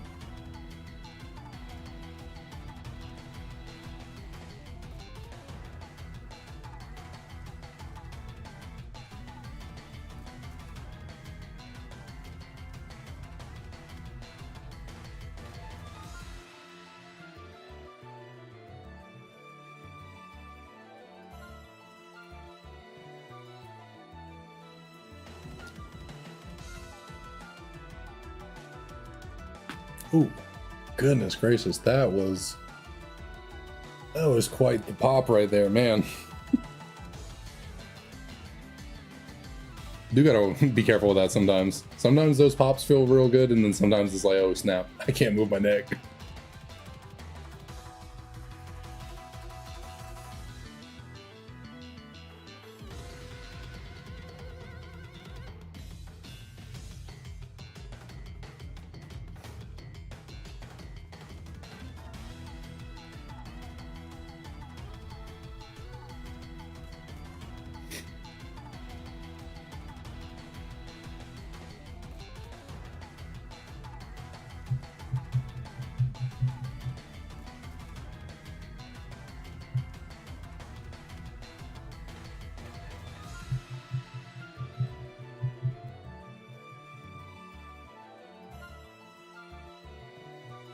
All right, Tepig, what you got? What you got? Nothing again. Nothing again. Man. That's that. Where was I going? That is okay. I said that's that is okay. We're We're just on our way to 777, where the prophesized Tepig will come from.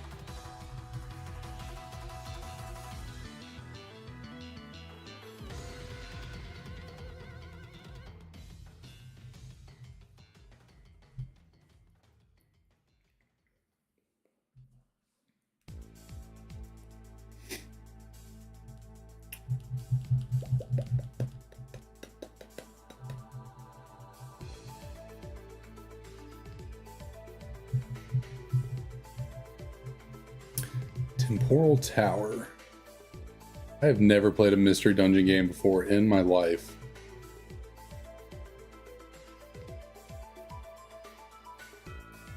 In fact, I can't remember when is the last time I truly played a spin-off Pokemon game. It's been a long time. I used to play a lot of them. I used to play, I wouldn't say all the pinballs. I played a lot of the Ruby and Sapphire pinball. That was a really fun game. I like that one. There's spin-off Pokemon games that I play. I mean, obviously I played Colosseum. Never beat the game. That's something I've always wanted to go back and do. Play Colosseum and beat it. But I did play it a lot, but, it's kind of younger. Wasn't great at Pokemon games back then. And then Colosseum's a harder game. Double battles, all that good stuff. Never played XD, Gale of Darkness. That'd be a fun one to go back and play too. What other side spin-off Pokemon games have I played? Never did any of the Ranger games. Is it really just pinball? That is all I can seem to think of.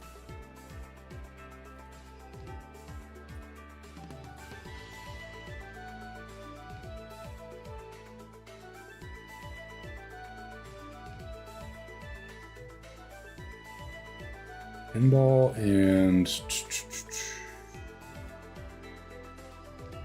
I never played Detective Pikachu. If I played Snap, I barely ever played it. I don't think I ever owned the original Snap. I haven't played the new Snap either. Although I think that's definitely a game I should play with my fiance. I think I think that'd be a really fun game to play.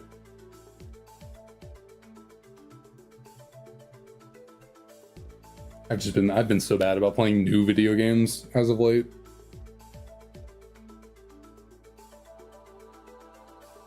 Yeah, I think for this challenge here, I could technically shiny hunt a Manaphy by getting eggs from the Pokemon Ranger games, or yeah, whatever Ranger game the Manaphy egg comes from. It's like a really tedious process though to shiny hunt Manaphy through those eggs, but I think it's technically possible, so that's how I'm going to have to get it for this living dex.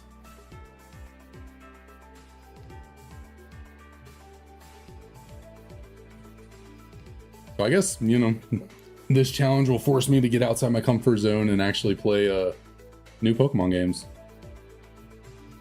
But also I have to buy a physical copy of Ranger that actually still has the Manaphy egg on it. I think, unfortunately, once you play through the game and get one Manaphy egg off the cartridge, that's it. You cannot get another one, which is wild.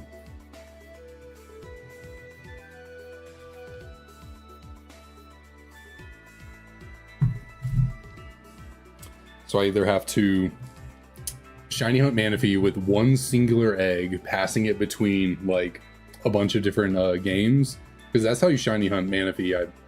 The J-Wits made a video about it recently. I watched it. You the first game that you put the Manaphy egg into, it'll never be shiny in that game. Not possible.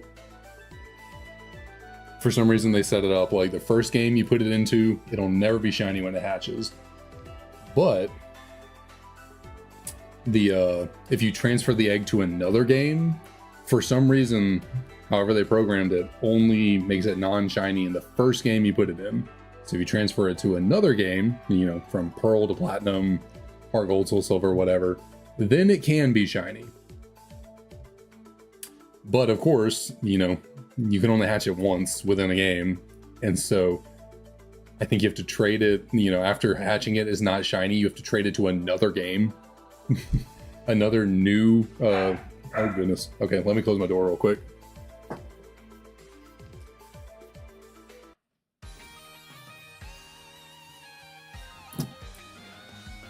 One of my dogs is a barker, so I think he just heard Emily get home. So yeah, it's a very tedious hunt to get Manaphy. Like, it's possible, but man, it is a lot of steps and can take a long time just for one encounter.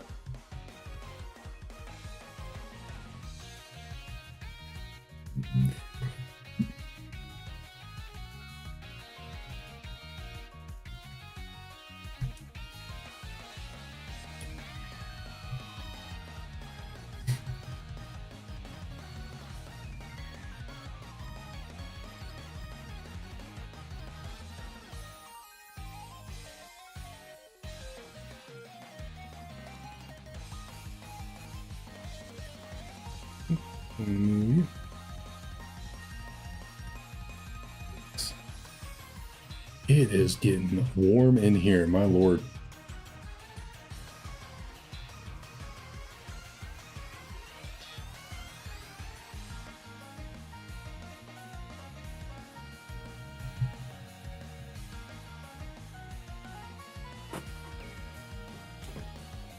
Goodness gracious. Whew.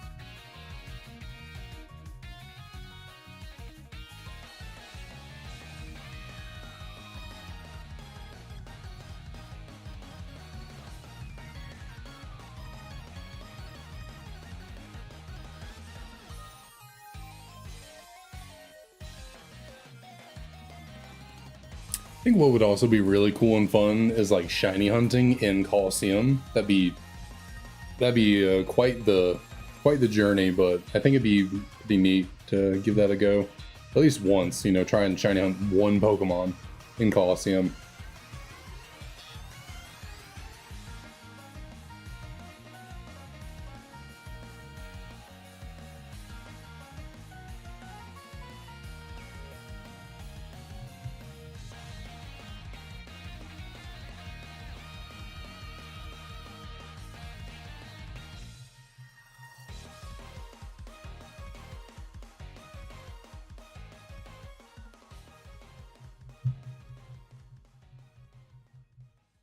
Oh, and I meant to click no on both of you.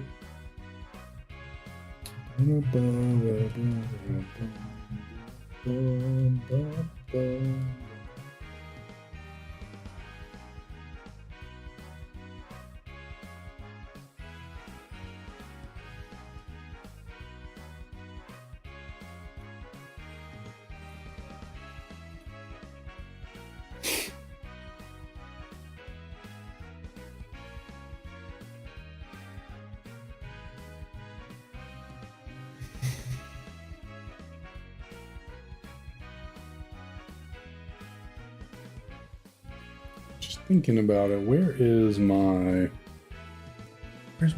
this is a random thought I just had. No, it's Platinum in here. Where is my copy of Soul Silver? Maybe it's in my closet. Gotta be somewhere. I'll have to find it. I was going to go check out the shiny bay leaf I have in there real quick, just to look at it with everyone. But yeah, I think that's tucked away deep in my closet, and I can't get to it right now. There's too much stuff in the way.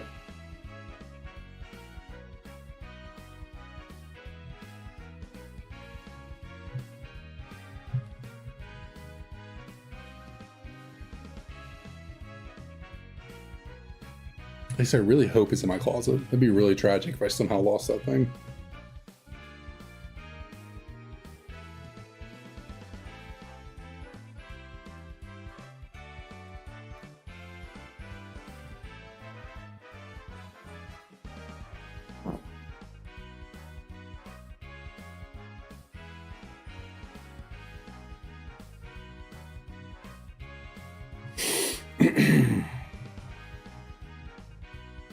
Actually, I always forget which way to move my head. My copy of Ruby that I have right here, that is the childhood copy that I've had ever since, you know, I think I got it the day the game came out. If not, it was like within the first week of the game coming out, and had it ever since. But there was a solid 2 or 3 years where I thought I'd lost that game completely. Like, could not find it, no clue where it was like, damn, that really sucks. I did get Emerald. I don't even know if y'all can really see what I'm pointing at. I did get Emerald at some point during that time, that I had Ruby, but then I lost it. I only had Emerald, and I decided to get Sapphire to replace my Ruby. Like, oh, I never had Sapphire, so might as well grab Ruby. I never had Sapphire, so I might as well grab it since I lost my Ruby. But then magically, years later, you know, after like 2 or 3 years of having lost Ruby, I went to clean out my closet and dumped out a bucket of, what are they called, Lincoln Logs? I don't know if y'all know what those are, remember what those are. And the game was in there. For years, the game was just sitting in my closet in a bucket of Lincoln Logs. And I was like, oh shit, there's my Ruby, out of nowhere. And so now, that's why Gen 3 is the only generation I have every single game from, because I was forced to buy Sapphire after losing Ruby for years. Not forced to, but I just decided to buy Sapphire. Smack that.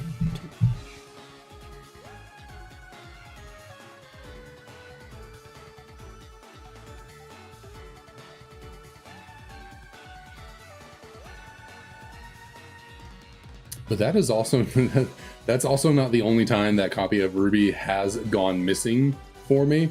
A couple years after I found it again, you know, when I found it again, I got back to playing it, you know, did some stuff in it, got really close to completing my Pokedex. I think I literally had Feebas and my Milotic left. Only 2 Pokemon I needed left to complete just the Hoenn Pokedex, not the National Dex.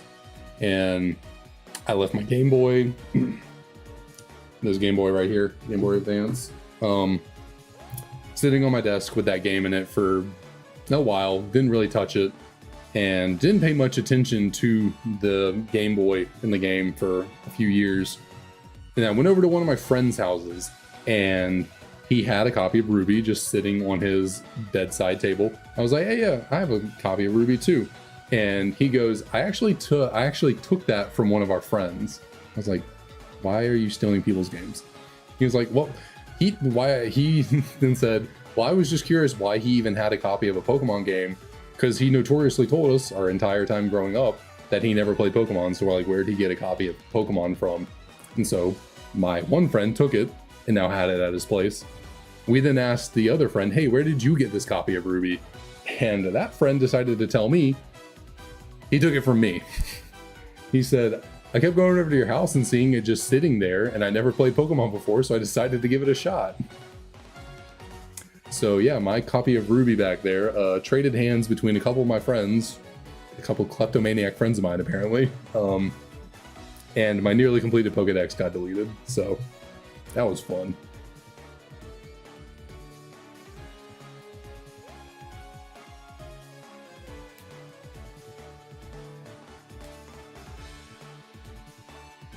Oh man, sitting here with this hand position, starting to hurt my wrist a tiny bit.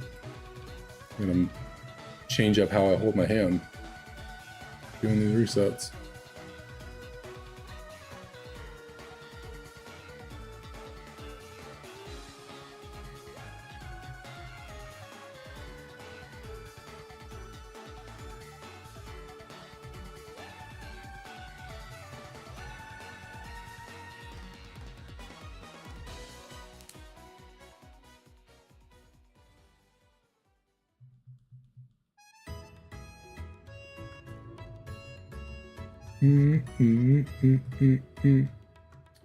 Boom, boom, boom.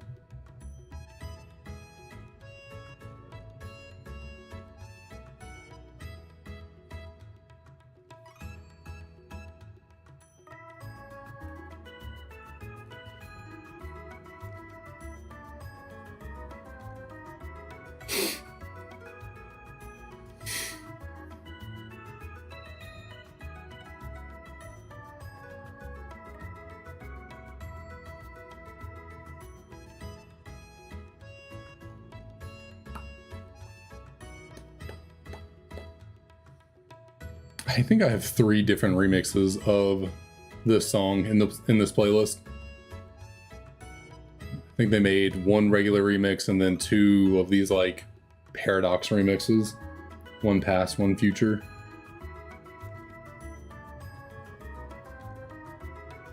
Just fine with me. This song's fun. It's kind of nice to vibe to, you know. You feel.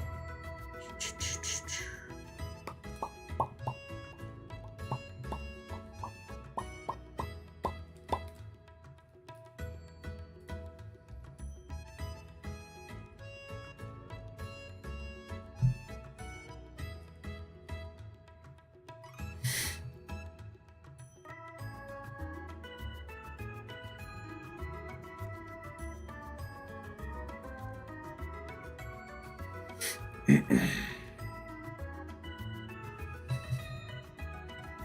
a second, I thought I saw a red light on one of my games. I was like, oh no, we're dying.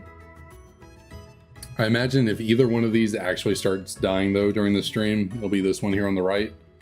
For some reason, these 2 new DSs that I bought, pretty sure they're Japanese models versus the English one I have here on the left, and they don't seem to have as long of battery life. Kind of interesting. Because so far throughout all these streams, I don't think my English one has died once, but the 2 Japanese ones have both almost died twice, or almost every stream, really. But they also seem to charge faster, so I don't know if the battery's smaller in them. Maybe some kind of Japanese regulation, they have smaller batteries than we do. I don't know.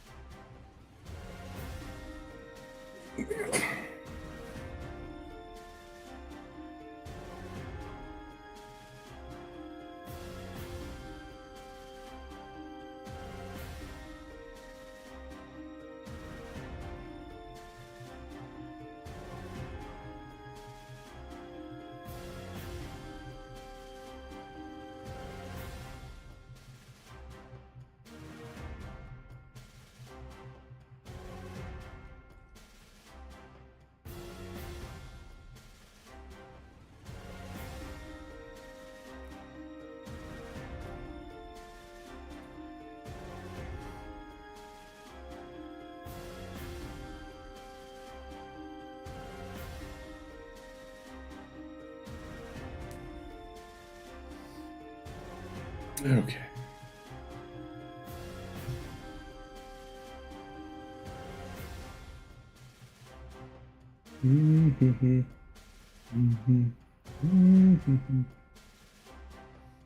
I think of all the Pokemon leagues, I feel like Unova's is my favorite designed.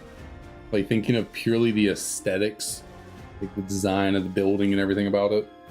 I think Unova's my favorite. I mean, probably biased since they are my favorite games, but I don't know. I like the whole like cathedral kind of thing on the top of a mountain. Kind of a almost, well, maybe it's more like a coliseum. Like I like the kind of pillars they have along the entrance. And you go in, just big like courtyard with the statue and those kind of separate rooms and the towers. And then when you actually go to take on the champion, you like go down, you have to go up those big set of stairs, and then it's like the champions so far to reach, they're in like their own castle almost, it feels like, their own cathedral in a way. I don't know if that's the right words to use to describe those buildings, but I don't know, it just feels very grand, feel very majestic. Actually, I think Kalos's is pretty cool too, Gen 6. Like the castle vibe, you know. Maybe not quite as good, but I think it's pretty cool when you go to like Diantha's room, you know, the big old doors and everything. Pretty neat.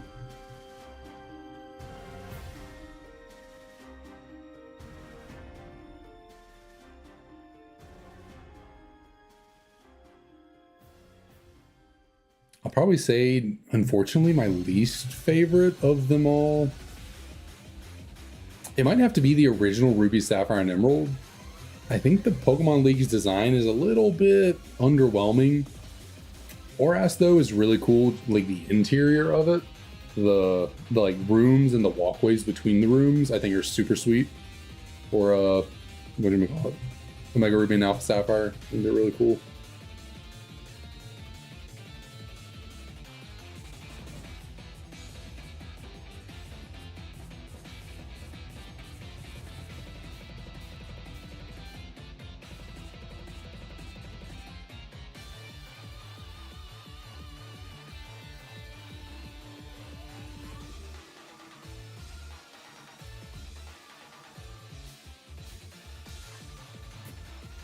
Yeah, I might have to figure something out for this for my left hand over here, what I could do better for encounters. Don't want to get carpal tunnel trying to soft reset for Pokemon.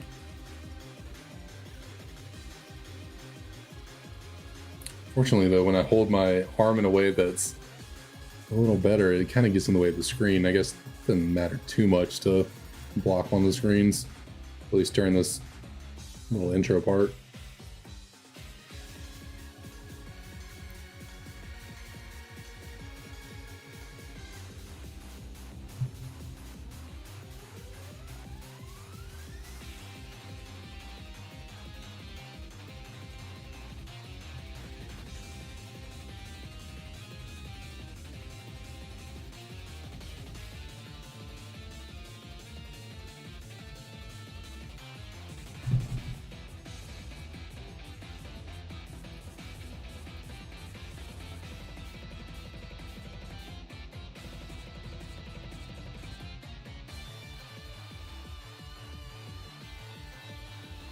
Does anyone else weirdly look at numbers kind of like math equations sometimes? Or like, do you ever see a set of numbers and you're like, ah, yes, that turns in, that works out as a math.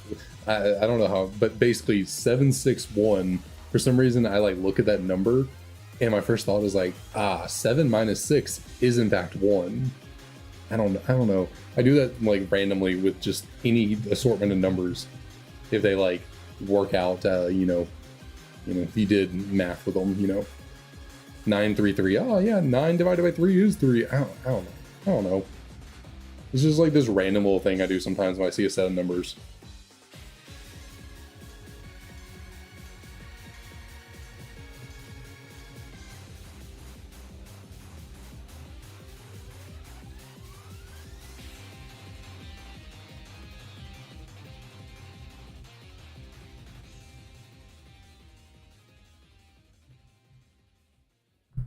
Oh, you're not shiny. And you are not either. How many encounters have we done? So, oh wow, okay, we're almost at 200 encounters so far today. And we are sitting at a little over 2 hours, so...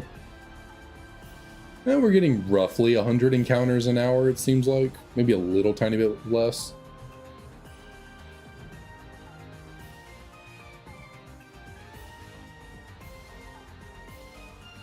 Maybe like 90 encounters an hour or something like that. Seems like the pace we're on.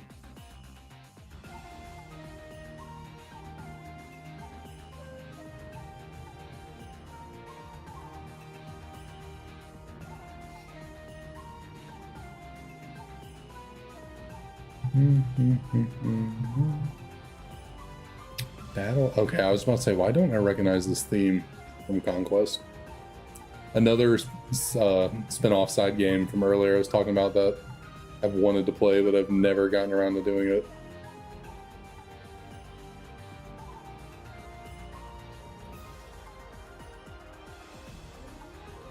I do have a Pokemon Conquest kind of themed Pokemon card. I can't grab it right now. I'd have to do some digging through a box back there. But they released a Japanese exclusive Rayquaza card that features the character from Conquest, Nobunaga, and he has a shiny Rayquaza in the game, and so on the card it's a shiny Rayquaza. And it's a pretty cool card, and it was only ever released in Japanese, so we never got an English release of that card.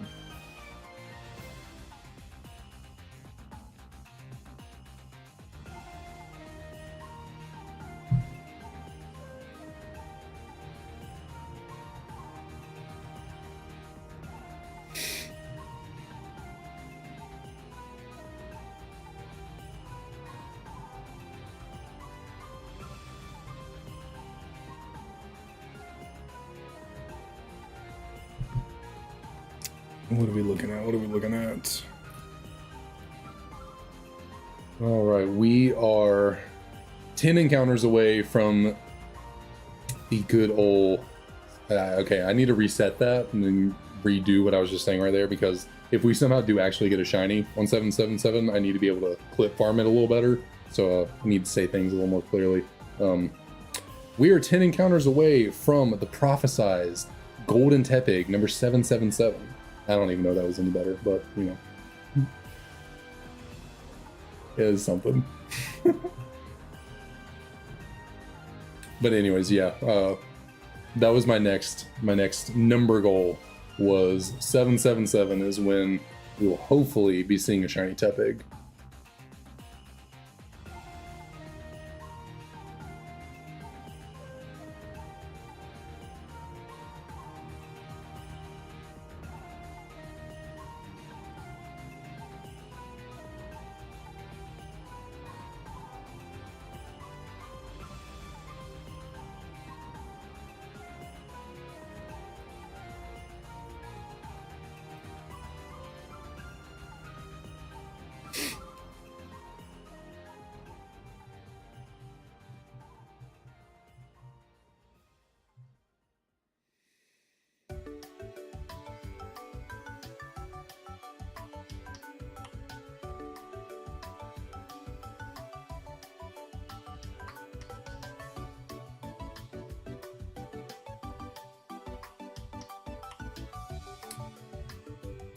A fun little tune.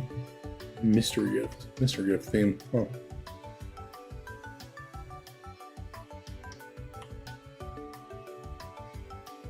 No, we need to click there and then.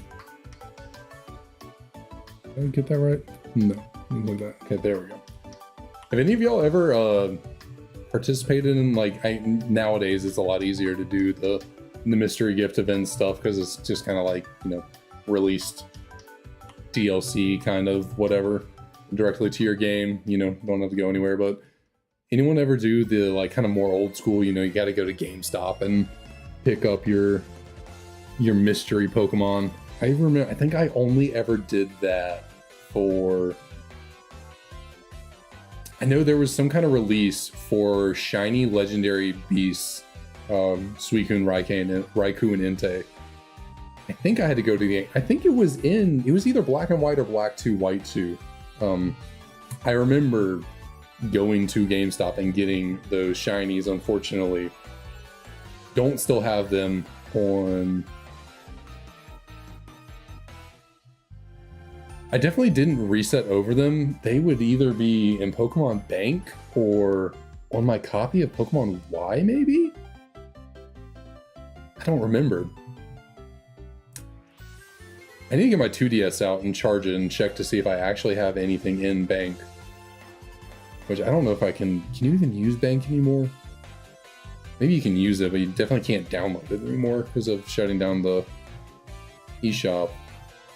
If I have all 3 of those legendary beasts still in my Pokemon Bank and I could somehow get them into Black 2, White 2, I think I could count that as being part of this challenge, truly. Like, if I somehow still have those 3 shiny legendaries and could pull them into this game, I think I would count those. That makes me almost want to stop doing these resets right now and go get my 2DS out and at least start charging it so I could check it. Be really unfortunate if I did somehow like just lose them though. I definitely had them in a game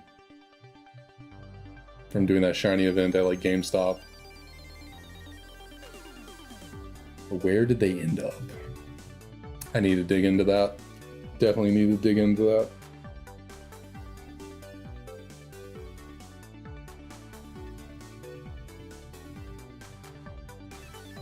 Definitely before the next stream, I'm going to get that 2DS out and charge it. And probably at the beginning of the next stream, we'll check that out together. See what I can find inside of... It'll be really unfortunate if they are in my copy of Y, because then that means I don't think there's any way to pull them back to Black 2, White 2. I don't think it works that way. I don't think you can go back. I don't think you can pull them back. I don't remember.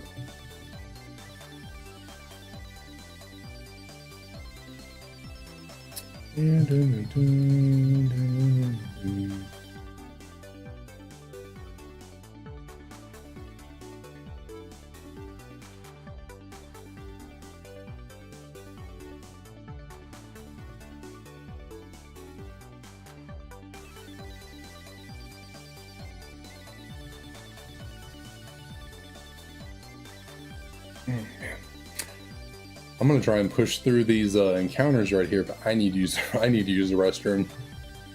I need to go take a leak. Not that y'all needed to know that. I'm sorry, that might have been TMI.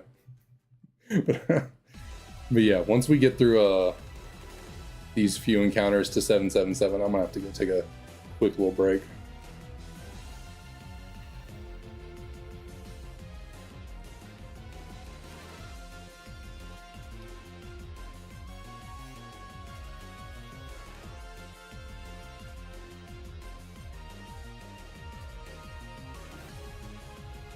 Good, we're still good on battery. Okay, nice.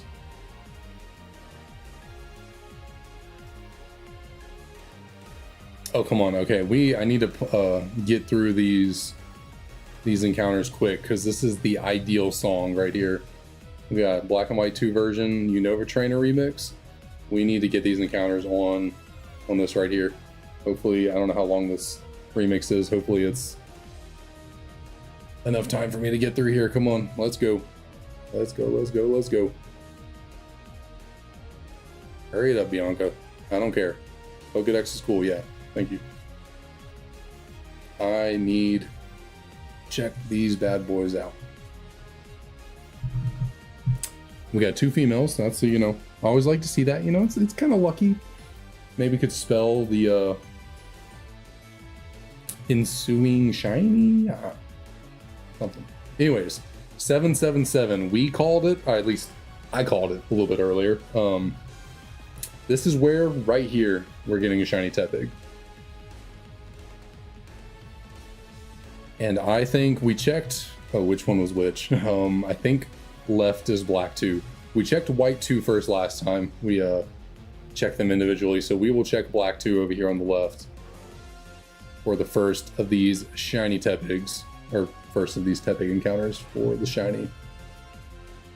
Well, actually, should I do white 2 first, so that is 776, and then black 2 777? Oh, well, yeah, sure, we'll do that. So come on, let's get through here. Let's get through here. All right, over on our copy of white 2, encounter number 776 of this Tepig hunt is unfortunately not shiny, but that is okay, because we are looking for Pokemon Black 2 to provide us with encounter 777, aka the shiny Tepig.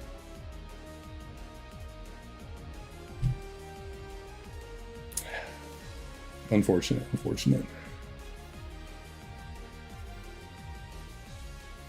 Get the DSs back in place. I think we are good to go. We are now on encounter number 777, and I will be right back. If I can get my chair to scoot back.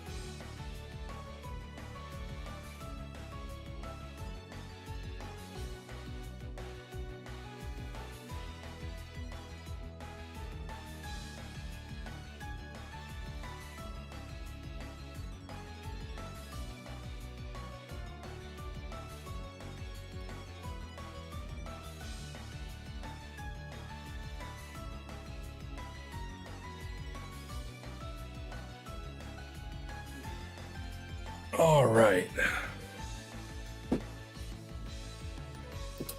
Let's keep this running. Let's keep this going for a little tiny bit longer. I can get my shirt to adjust behind me. Okay, here we go. Here we go. Maybe. All right, now here we go. Get centered a little bit better. There we are. Third time's the charm. Now here we go.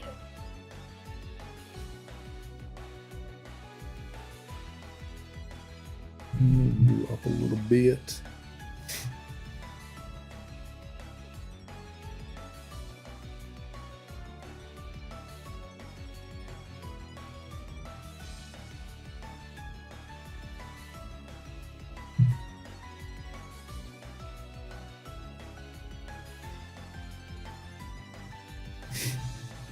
I thought for a second maybe I turned on the actual game volume. Maybe it was just part of the arrangement in the background.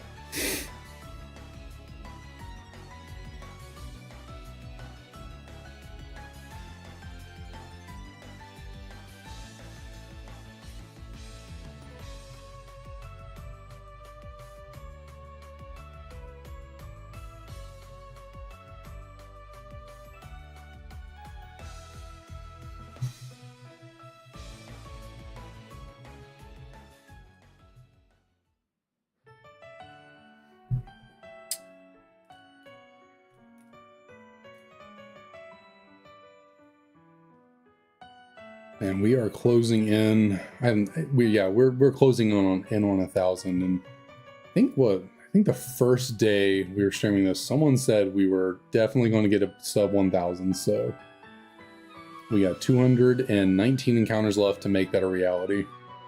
Go sub 1K.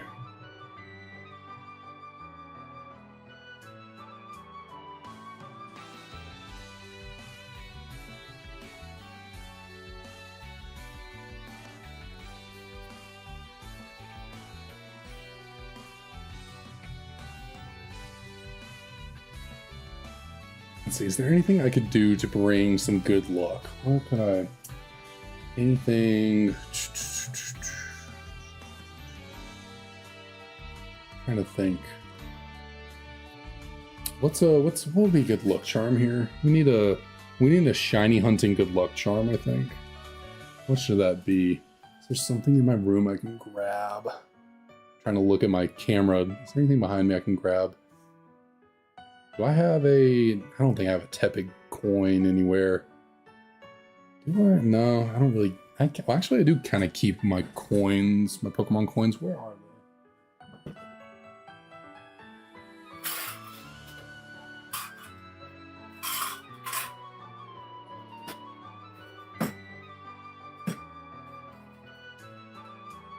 Ah. Here we go. Let's see. Do I have anything with either just the Unova starters in general or like Tepig on it? Let's see. Need something. Need to pull a shiny token of sorts. Let's see. These all my coins. I don't think they are. Or at least we got Flake Coco. There are definitely multiples. I don't know. Can't really. You can kind of see them. We got Flake Coco, we got Charizard, we got Eevee, Dragapult, there's an Arceus, just Pikachu, another Charizard. Let's keep these going real quick. Oh, you're all good, DK. No worries. You didn't miss anything, unfortunately. Fortunately for you, you didn't miss anything. Unfortunately for me, you didn't miss anything.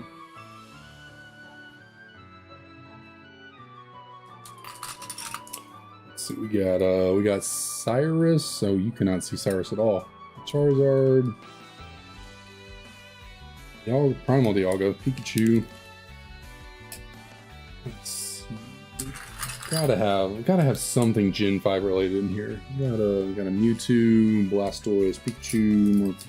There's a Victini. Okay, Victini is the victory Pokemon.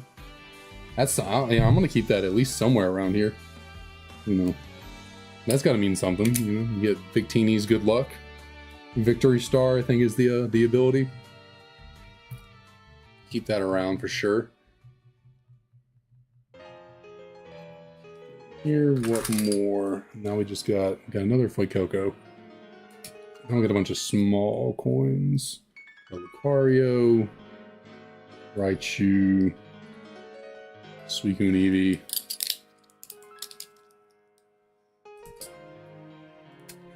Going here.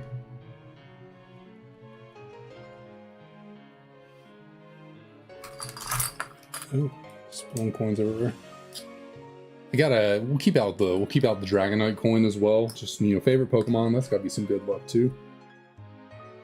Oh, these are actually metal. What are these? Huh.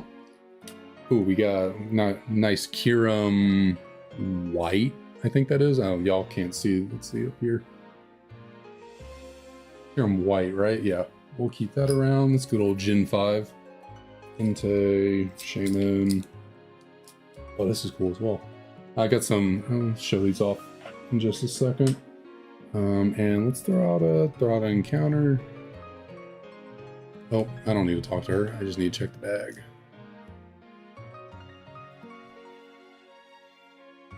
Nothing yet. That's all right. What was I looking at? We already did 2. A Kyogre, a Mega Absol, Manaphy, Lugia, Mewtwo. No, there's actually there was a small bit of time where I was I was collecting so much stuff Pokemon related, like opening so many products. I had so many coins from opening so many different products that I was literally selling coins on eBay for $1. Free shipping. I was just like, someone take these coins off my hands. I'll take $1 for these. Like, some of them, did I do less than $1 for some of them? I can't remember.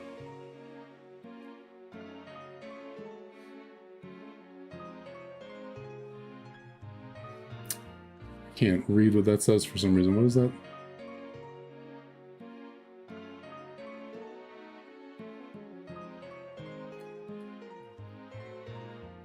Oh, it took me a second to realize what you were talking about. You're talking about Euros, right?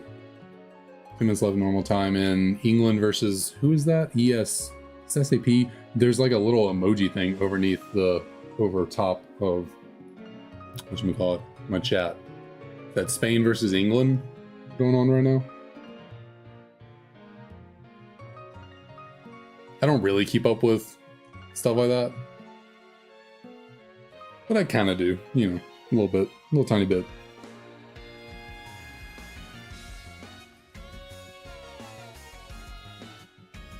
It's sports related, so I keep up with it in a very, you know, passive way. More. What coins do we have here? We got a Rayquaza. Y'all can't see these at all. Suicune. There's a Hydreigon. There we go. We got another Gen 5 Pokemon. We'll keep that to the side. I really don't have any. There's no... whatchamacallit? No Gen 5 starter coins. At least none that I have. I'm sure they're definitely out there somewhere. I just have to find them.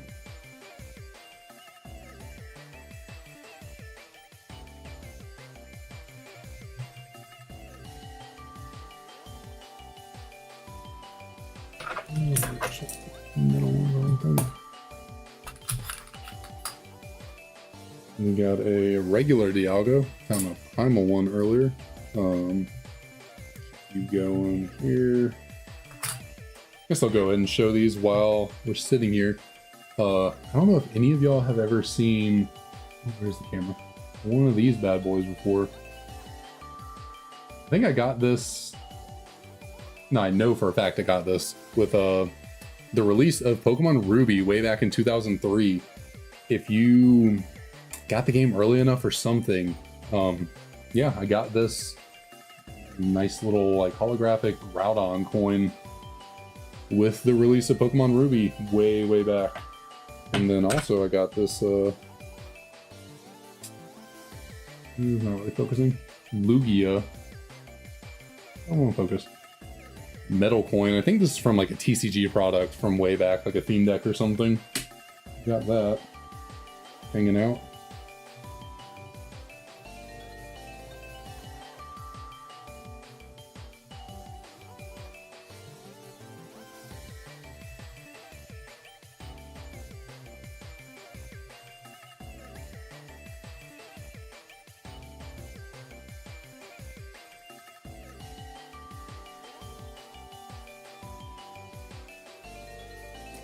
I'm if it's not obvious, I love collecting. I love collecting stuff, specifically like, you know, Pokemon related things. Just, I don't know, got into it in early 2020, then everything went crazy with COVID, collecting cards and whatnot, and I just went running with it and have been on the grind ever since. The last year or so, I've definitely lightened up a lot on how much stuff I buy for my collection, but I still am very much interested in collecting things. What else do we got? We got a Ho-Oh. Ho-Oh's kind of good luck in a way. We got a Volcanion. There's Suicune. Oh, I'm dropping stuff all over the place, trying to turn these around. Yveltal, another Raichu.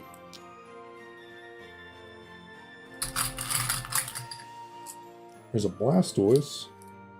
Ninetales, a Alolan Executor. And then Manaphy, Lolo.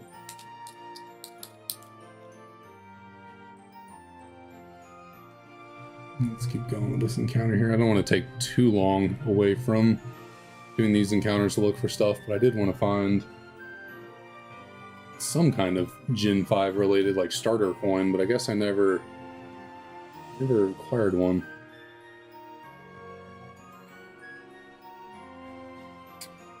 Two more Tepigs down the drain.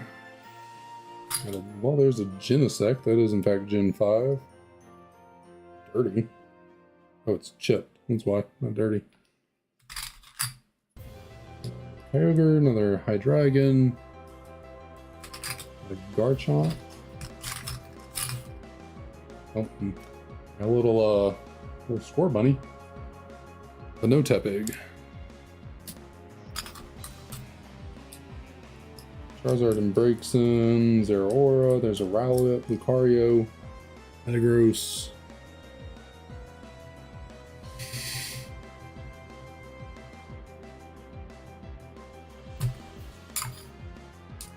There's a big old Lucario and Evolutions.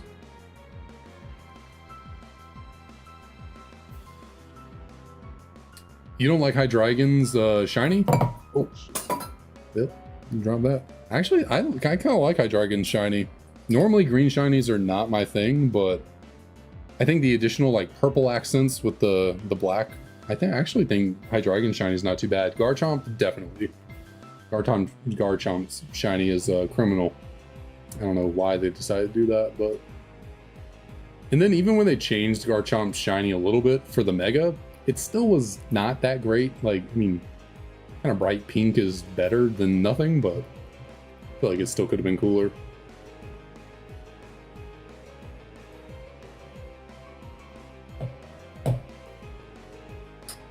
Keep my Dragonite up there, and we will keep our good old... This is going to be our lucky charm for these hunts right here. We got a big old Victini coin, bringing us that victory star luck right here. Is there any way for me to put this thing up in a way where you can actually see it? Probably not. It'll just sit right there.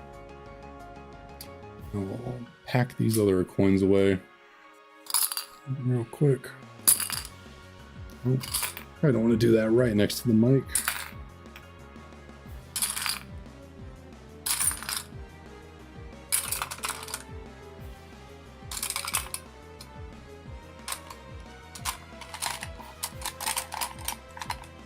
And then let's put these up.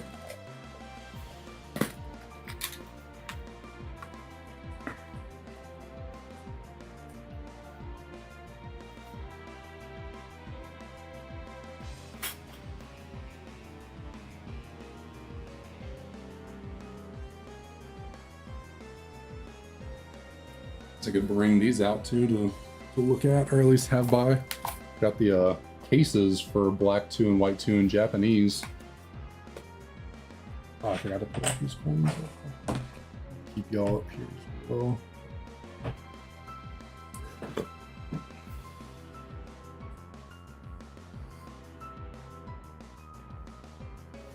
Yeah, I don't mind Hydreigon's shiny too much. I think it's pretty cool. I mean, it's not my, my favorite shiny ever created, but I like it for the most part.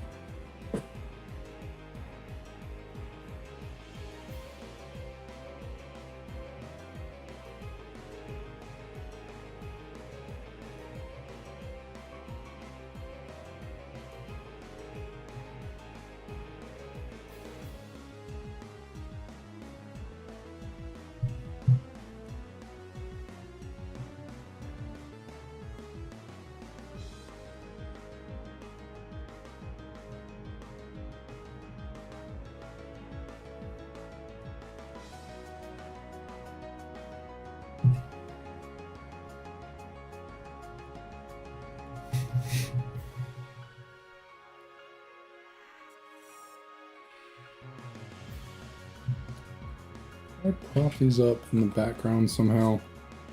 Would that even be worth doing? I mean, you can't see them back there, but I just end up knocking these things over most likely. Yeah, they'll just be over here, I guess.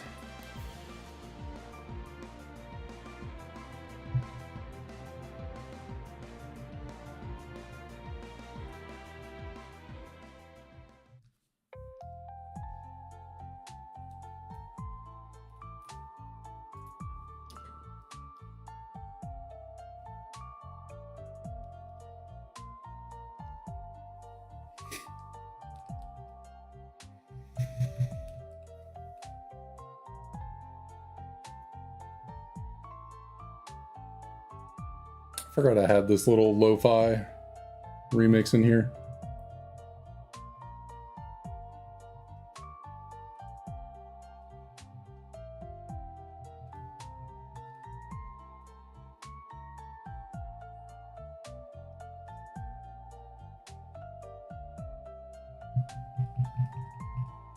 Oh, no, we do not want a nickname on you. No, thank you.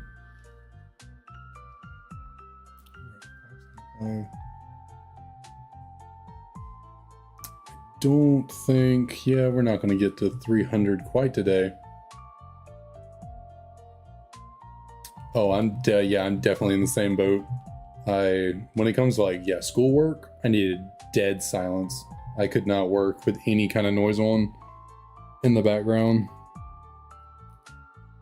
Like when I was in college, I never ever went to, I guess towards the end I did like maybe once or twice, but for majority of college I never went to study in like, you know, busy areas like study halls and stuff, because even though they try and keep them more quiet, I need my own space, no one around me, dead silence. I need to concentrate, to let the mental juices flow unimpeded.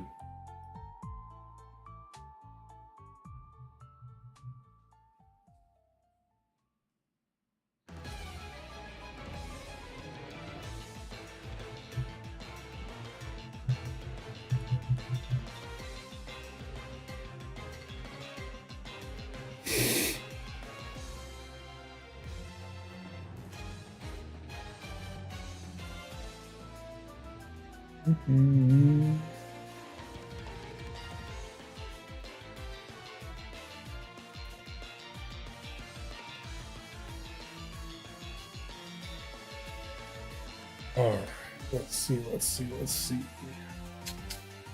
How much longer do I want to go with this?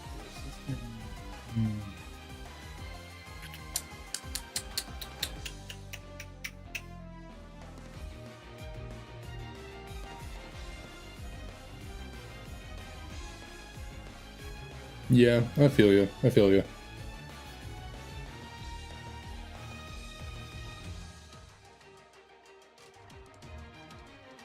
I was never a great studier either. I think, what did I say? I said once we got to the 800s, I would put us on an even counter going up. So I'm going to, okay, you know what? We're gonna take this nice handy dandy Victini coin we just found. I'm gonna flip it. If it is heads, which is Victini, this encounter is going to come from black 2. That's on the left, I believe.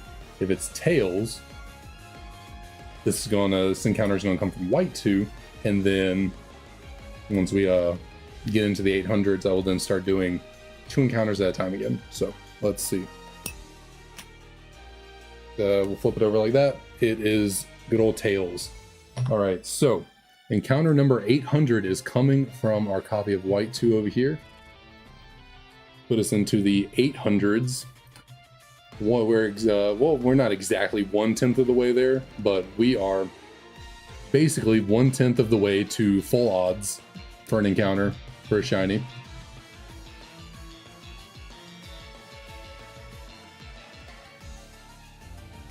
And we will see if encounter number 800 can bring a little luck for us here in this solo reset. Oh, it's a female. Okay, can we get a shiny female Tepig? Unfortunately, that would be a no.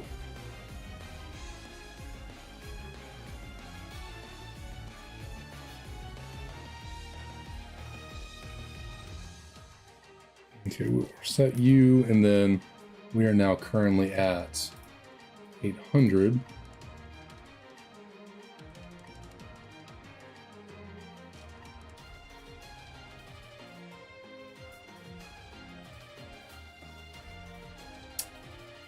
Yeah, it is. It's 87.5% chance to be male. So shiny female starter is, yeah, a good bit rarer. And actually the shiny Bayleaf I have on my Soul Silver is a female. So I hit that rarity on that one too. All right, so now we will start going up by 2 in even increments here in the 800s. So we're off these next 2 Tepigs.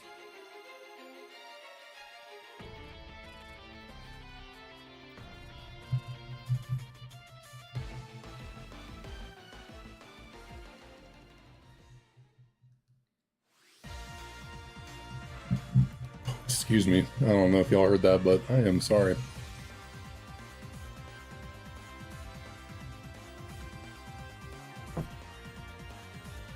Nope. I guess technically once we hit 8,120, we're truly there at 1/10 of the way to full odds for a shiny. Which is a little bit crazy that it took me, what, four streams that are close to, on average, about average 3 hours to get 1/10 of the way there. So yeah, that's a lot of streams just to get to full odds. We'd have to do, what, 30, I guess, yeah, roughly 40 streams to get to full odd resets, roughly, so 36 more to go. Yikes.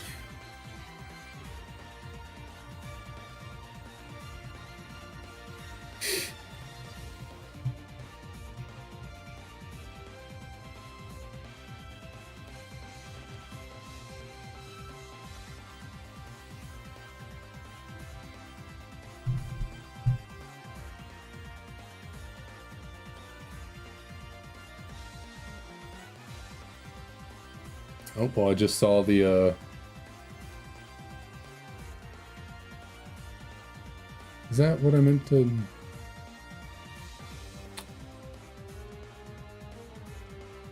What am I supposed to be on 804 right now? I think so, right? I think I messed up because I think I was clicking it, but I only had it going up by 1. It was supposed to be going up by 2. I'm at 804 right now, right? I think so. I also got distracted. I saw the ESPN notification that Spain beat England. I think I'm supposed to be at 804 right now.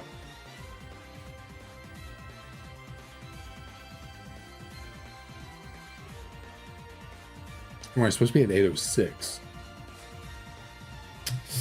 I don't know.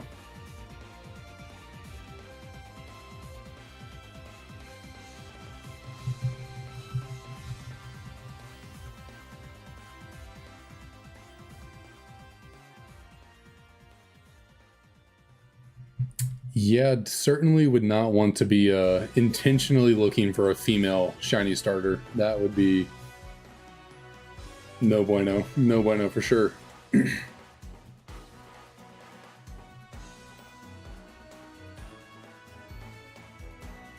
Okay, now we need to add 2 here. There we go.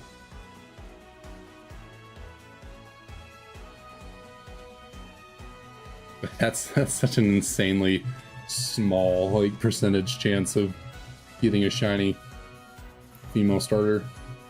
I guess makes me feel kind of good about the Bayleaf I have.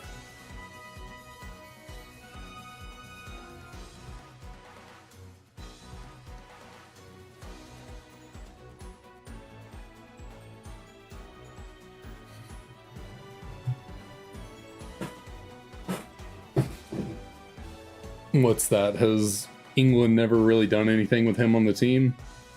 I don't know too much. I think I've heard the name before, but I don't know too much about him, the player.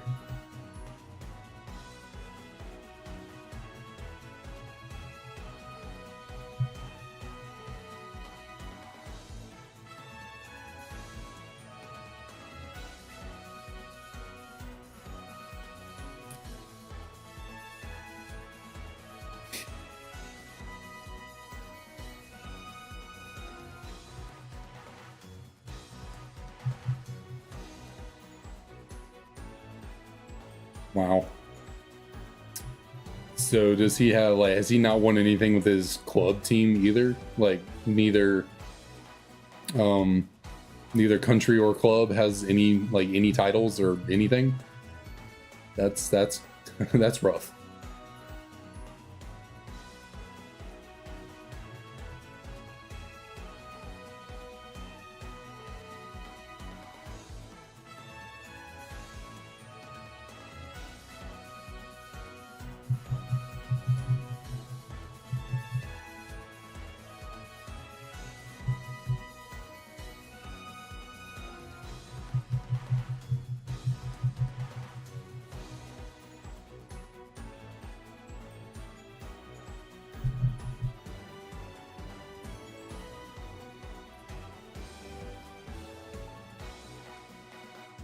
All right, I think we'll get through 10 more, well, 10 more encounters, 5 more resets, get to a nice 820, get exactly to nothing major. Gotcha. We'll get exactly to 1/10 odds, and then that'll be the end of our stream today. We'll be a little bit over 3 hours, so I think we put in some good work. We'll be close to, what was that? 200. We'll be close to 250 encounters for the day. I did say I was going to shoot for 300, but that's not going to happen, I don't think.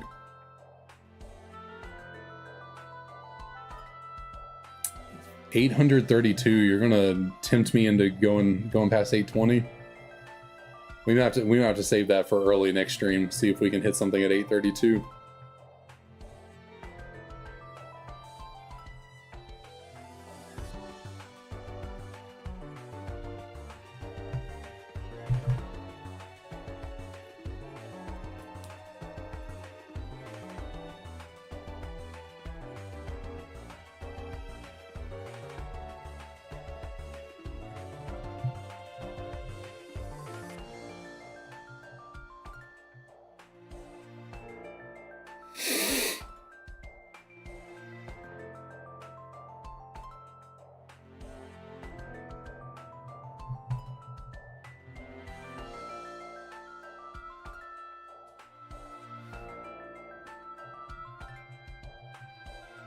More water? No, I need more water.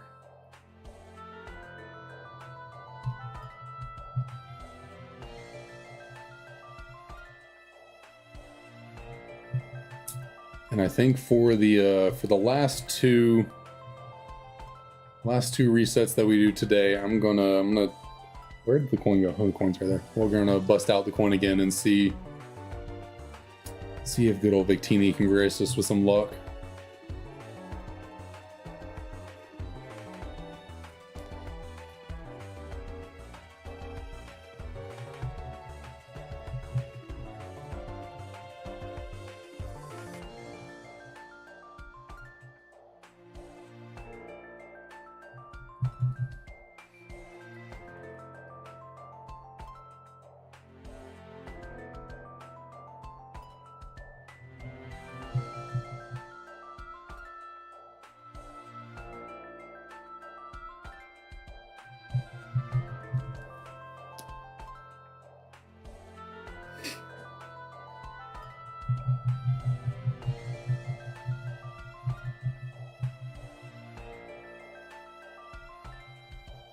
This song is so tranquil. I feel like it's almost putting me to sleep over here.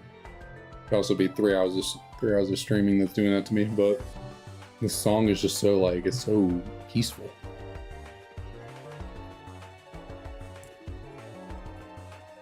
It falls and couldn't, you know, it's be a nice little, like, almost white noise in a way, like background noise. I must fall asleep to this. Not this one, though.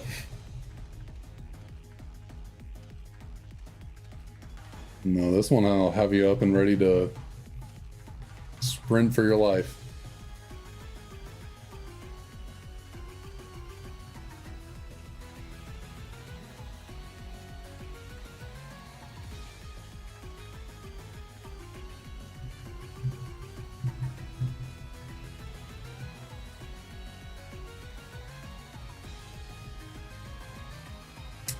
All All right. Let's see. Can we get anything for 818? That's a, you know, I like that number, 818.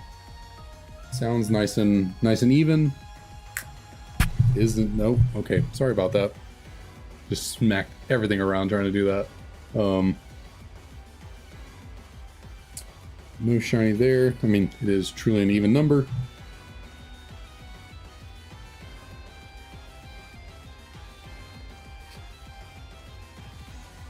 Yeah, I contemplated only doing kind of upbeat, you know, high tempo intensity music for the stream playlist, but you kind of gotta break it up a little bit here there sometimes. Gotta matters, but going just that. Yeah, need something to kind of change the flow. It can't be 100% every time. Yeah, throwing some Attack on Titan remixes or whatever in here would be, I mean, I'd have to look into the whatchamacallit copyright of that. But yeah, throwing some anime stuff into this playlist would be cool as well. But we are here for the last two encounters of the stream, and let's actually just go ahead and grab these Tepigs real quick, and then we will let the coin of fate decide if either of these are going to be a shiny.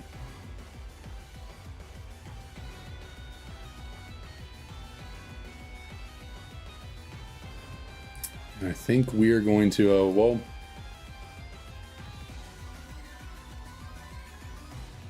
yeah, it's a little unfortunate, but yeah, copyright is tough. But let's we'll first let the coin decide which game we're going with. I think last time we did heads for white 2, so this time heads is for black 2 on the right, tails is for white 2 on the left. Which one are we doing our encounter for first? We got heads, so we are doing black 2 once again. So that'll be right here. Black 2, Tepig. We do have a male this time, actually. Okay, hold on. I gotta flip the coin first.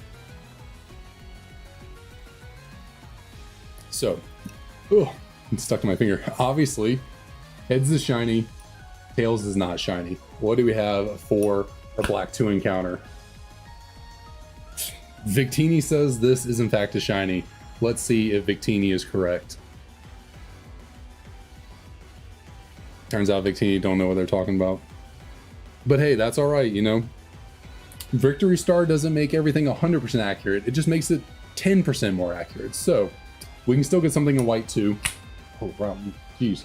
Okay. Victini is once again claiming another shiny. You got to be right eventually, dude.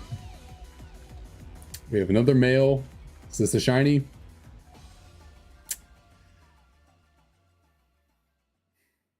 It is in my heart. It is in my heart. All right, well, it has been a great stream. It's been fun. Glad to do a more midday stream instead of towards the end of the day. So don't know when the next time I'll stream is. Probably Tuesday, I would imagine, but can't make any promises. Thanks everyone again for dropping on by. Let's see, how do I just realized I never clicked start recording for this live stream. So luckily we didn't find the shiny Victini, because I would not have had a clip of it saved on my computer. But yeah, thanks everyone for stopping by. I'll see y'all later.